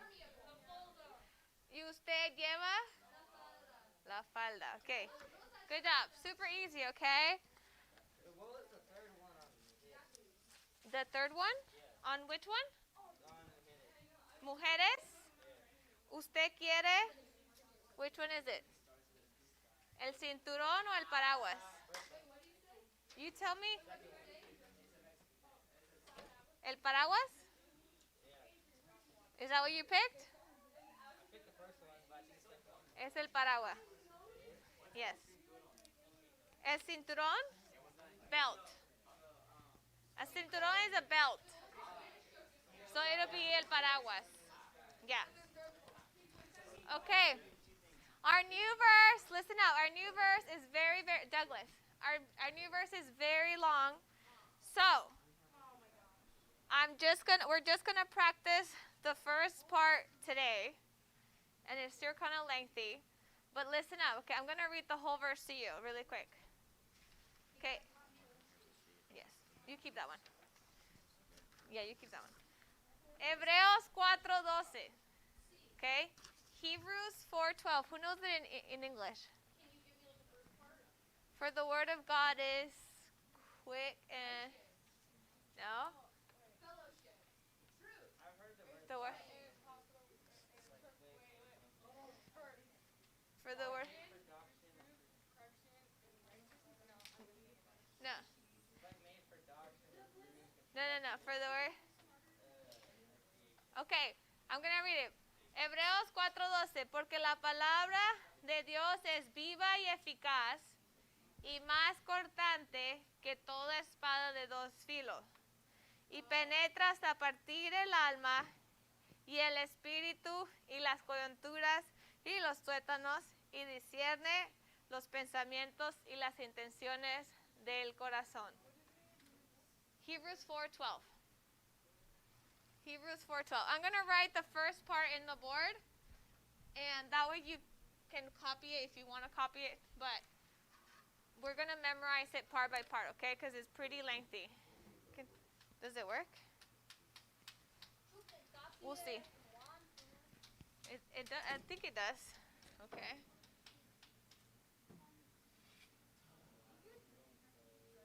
Did you find it, Gabby? Could you help me writing it till here? Toda espada de dos filos. Okay.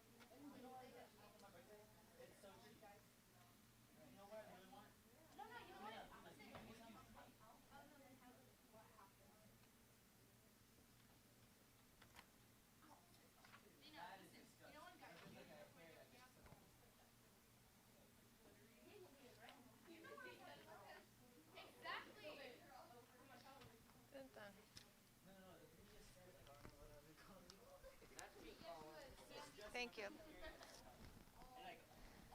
Okay. Oh, you can't see from here, right? Can you see it? I can see most of it, so there's a Okay. If you can see, Don't worry, Gabby, you're doing great. I'm more illiterate in Spanish than I am in English. Can I write it? that's really tiny. Lena. Can you read it? Lena.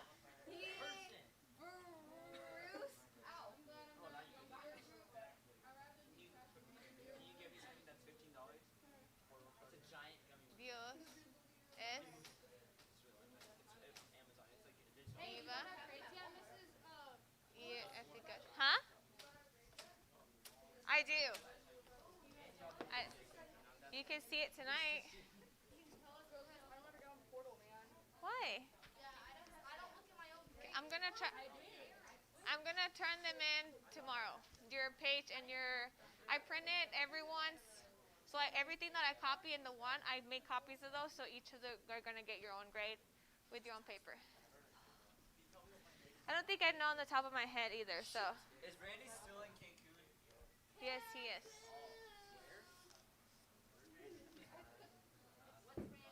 Espada. One. De. Dos.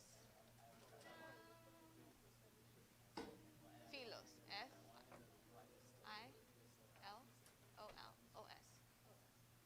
Okay. If you can see Gabby's writing, make sure you read it, okay? Okay.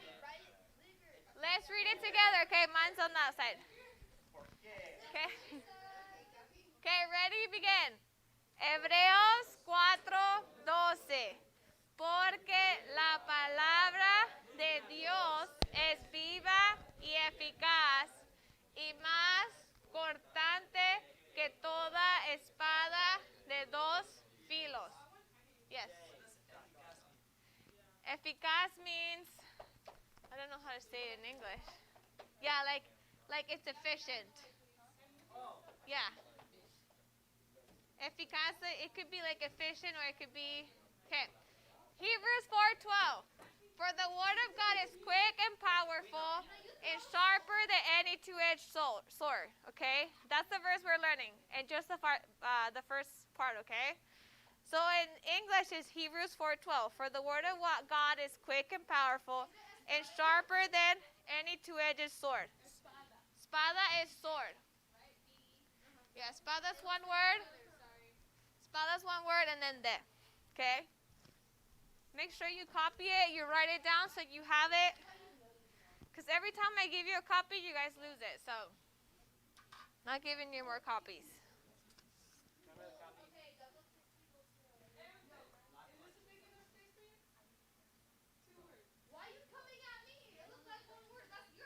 Okay, let's read it together. Hebreos 4:12. Again, Hebreos 4:12. Porque la palabra de Dios es viva y eficaz y más cortante que toda espada de dos filos. Okay. Two more times, okay? Hebreos 4:12. Porque la palabra de Dios es viva y eficaz y más cortante que toda espada. Again, one more time.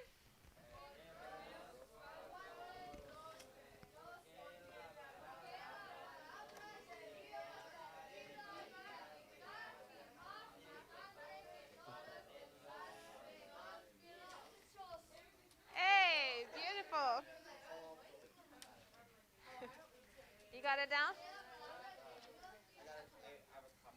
Oh, okay. Okay. Okay, take out your books. Everyone.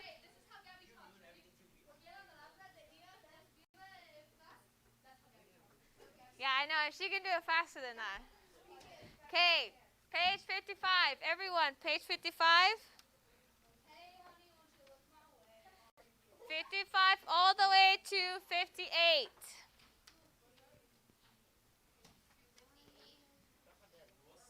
55. 55 all the way to 58. That's how we're going to do today, okay? Okay.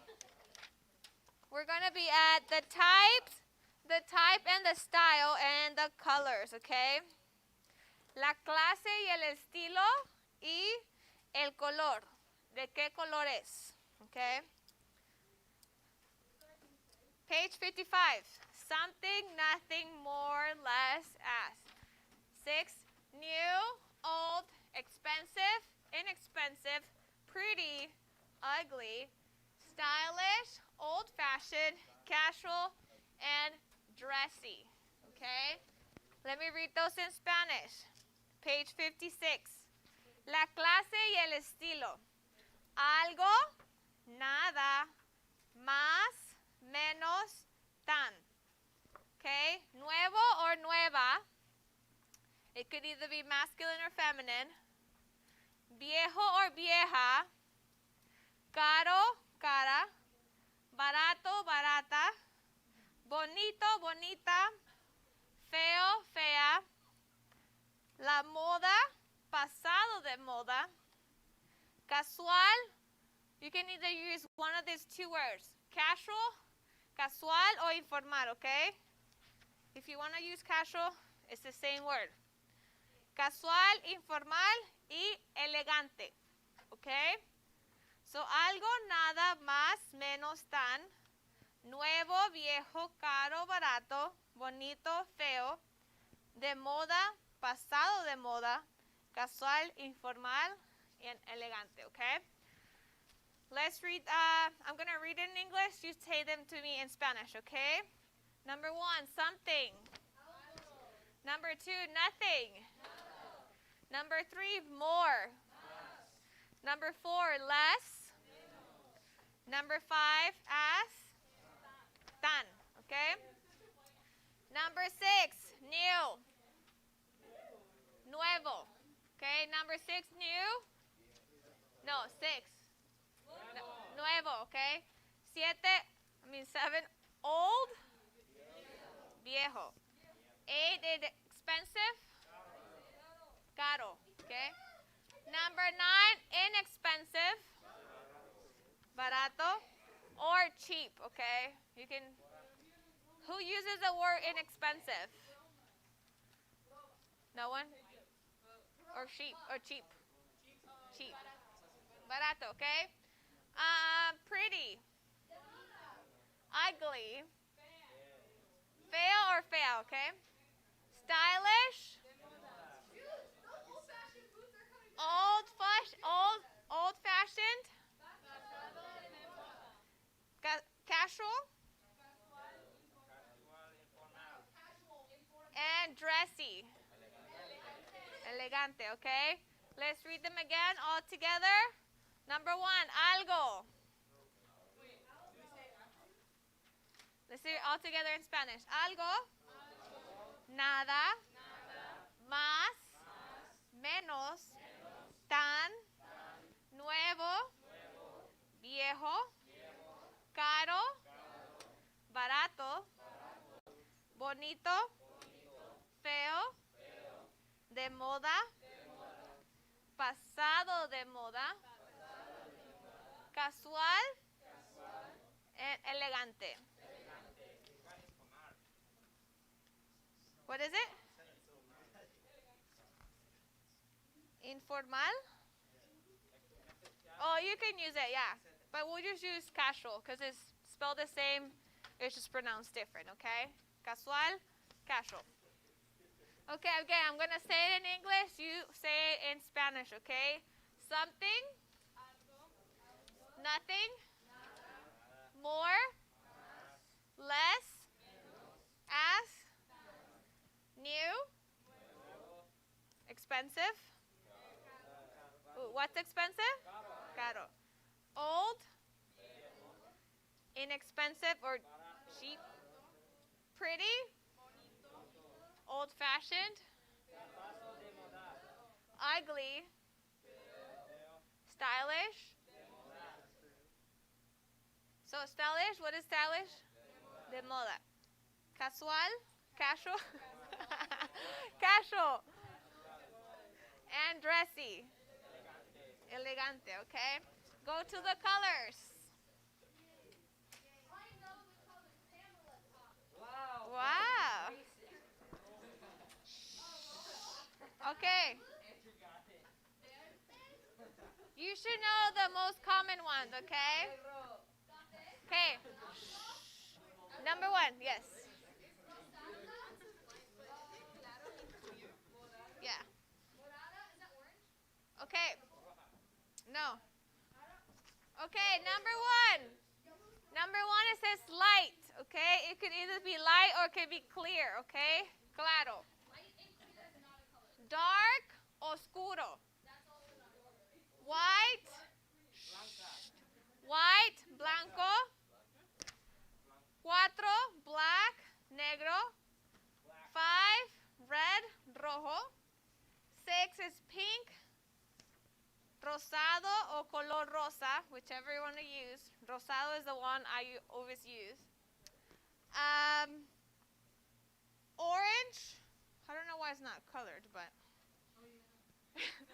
orange, anaranjado, okay?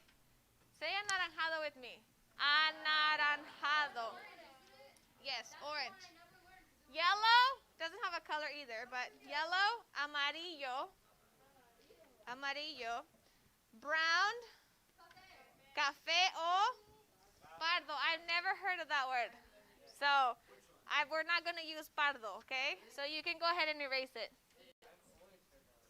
I've never heard the word pardo in my life, so. Green, verde. Blue, and gray, gris, okay? The color should be a little bit easier for you guys, hopefully. How many of you already knew at least half of these? Dora. Good job, Dora. Okay. Okay. I'm going to read them in English. You say them in Spanish. Douglas and Gabby, okay? I'm going to read them in English. You say them in Spanish. Light. Light. Dark. White. Black. Red. Pink. Orange.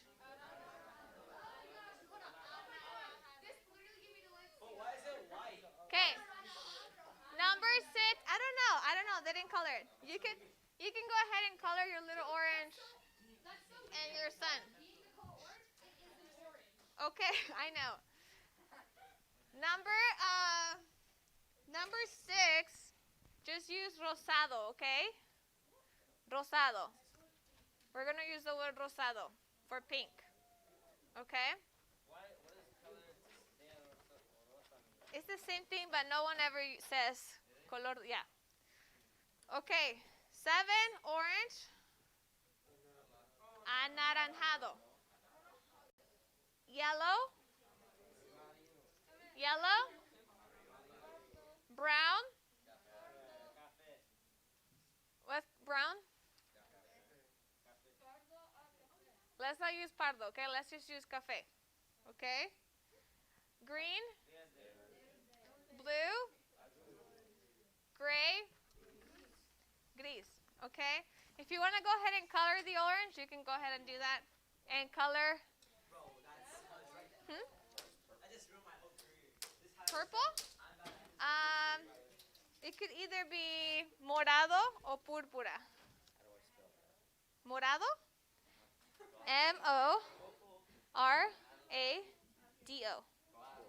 morado. Morado.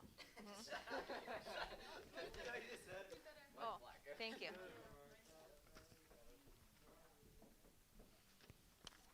Okay. Let's review both of these, and then you'll have homework for these 2 pages, okay? And I believe it's 209 and 210. That's going to be your homework for tonight, okay?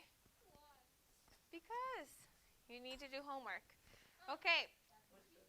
Let's do page 56, everyone together. La clase y el estilo, okay? The type or kind and style. Algo. Algo. Algo. Are we repeating after you? Yes. Oh, sorry. We're singing in English. Okay. Sorry, something. I mean, algo. Algo. Nada.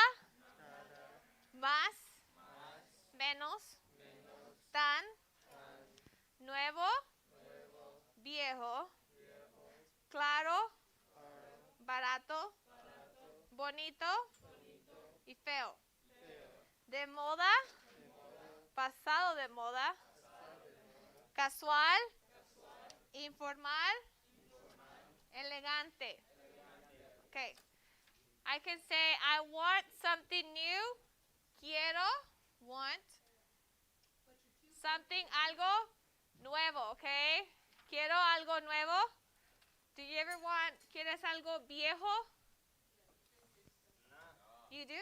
Well, if it's in good condition, yeah, vintage can look. Yeah, un carro viejo. Nada caro. Nada caro means nothing, what? Nothing expensive. Nada barato, nothing what? Nothing cheap or inexpensive. Más bonito. Yes. Well, we don't say more pretty, but in Spanish it makes sense. Más bonito. O más feo. Yeah, you should say prettier. Okay, más feo. Uglier. Yeah. And menos de moda. Yes. Or menos. We don't say menos pasado. This is pasado de moda. It's his own thing. Tan casual. Tan casual. As casual. Y tan elegante. Like, don't be as elegant or don't be as dressy as you would like dress up for. Okay? Tan casual, tan informal, tan elegante, okay? So let's read him like it's a sentence, okay?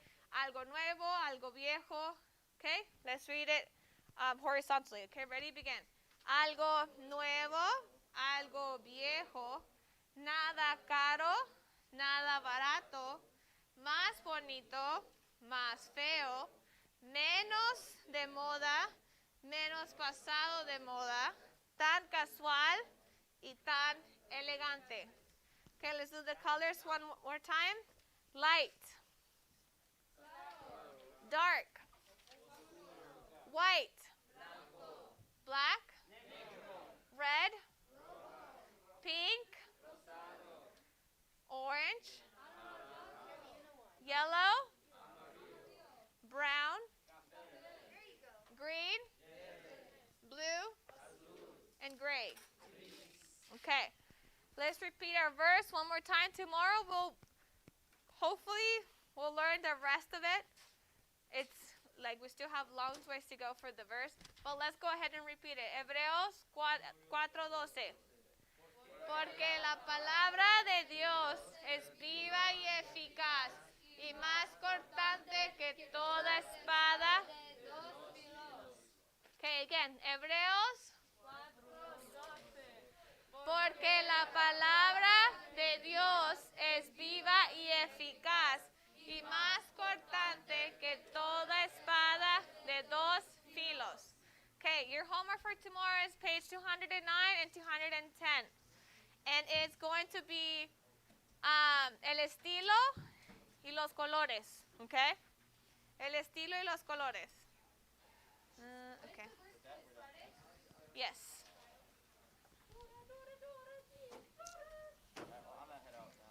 Yes, you're good to go. I killed someone, Mr. Brown. Thank you. Okay, if you have your homework, I need your homework. Mine.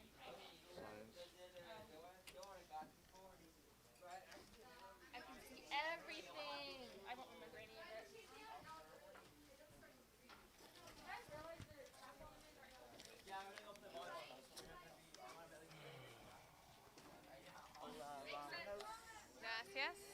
boy, what happened here? Nez. Okay.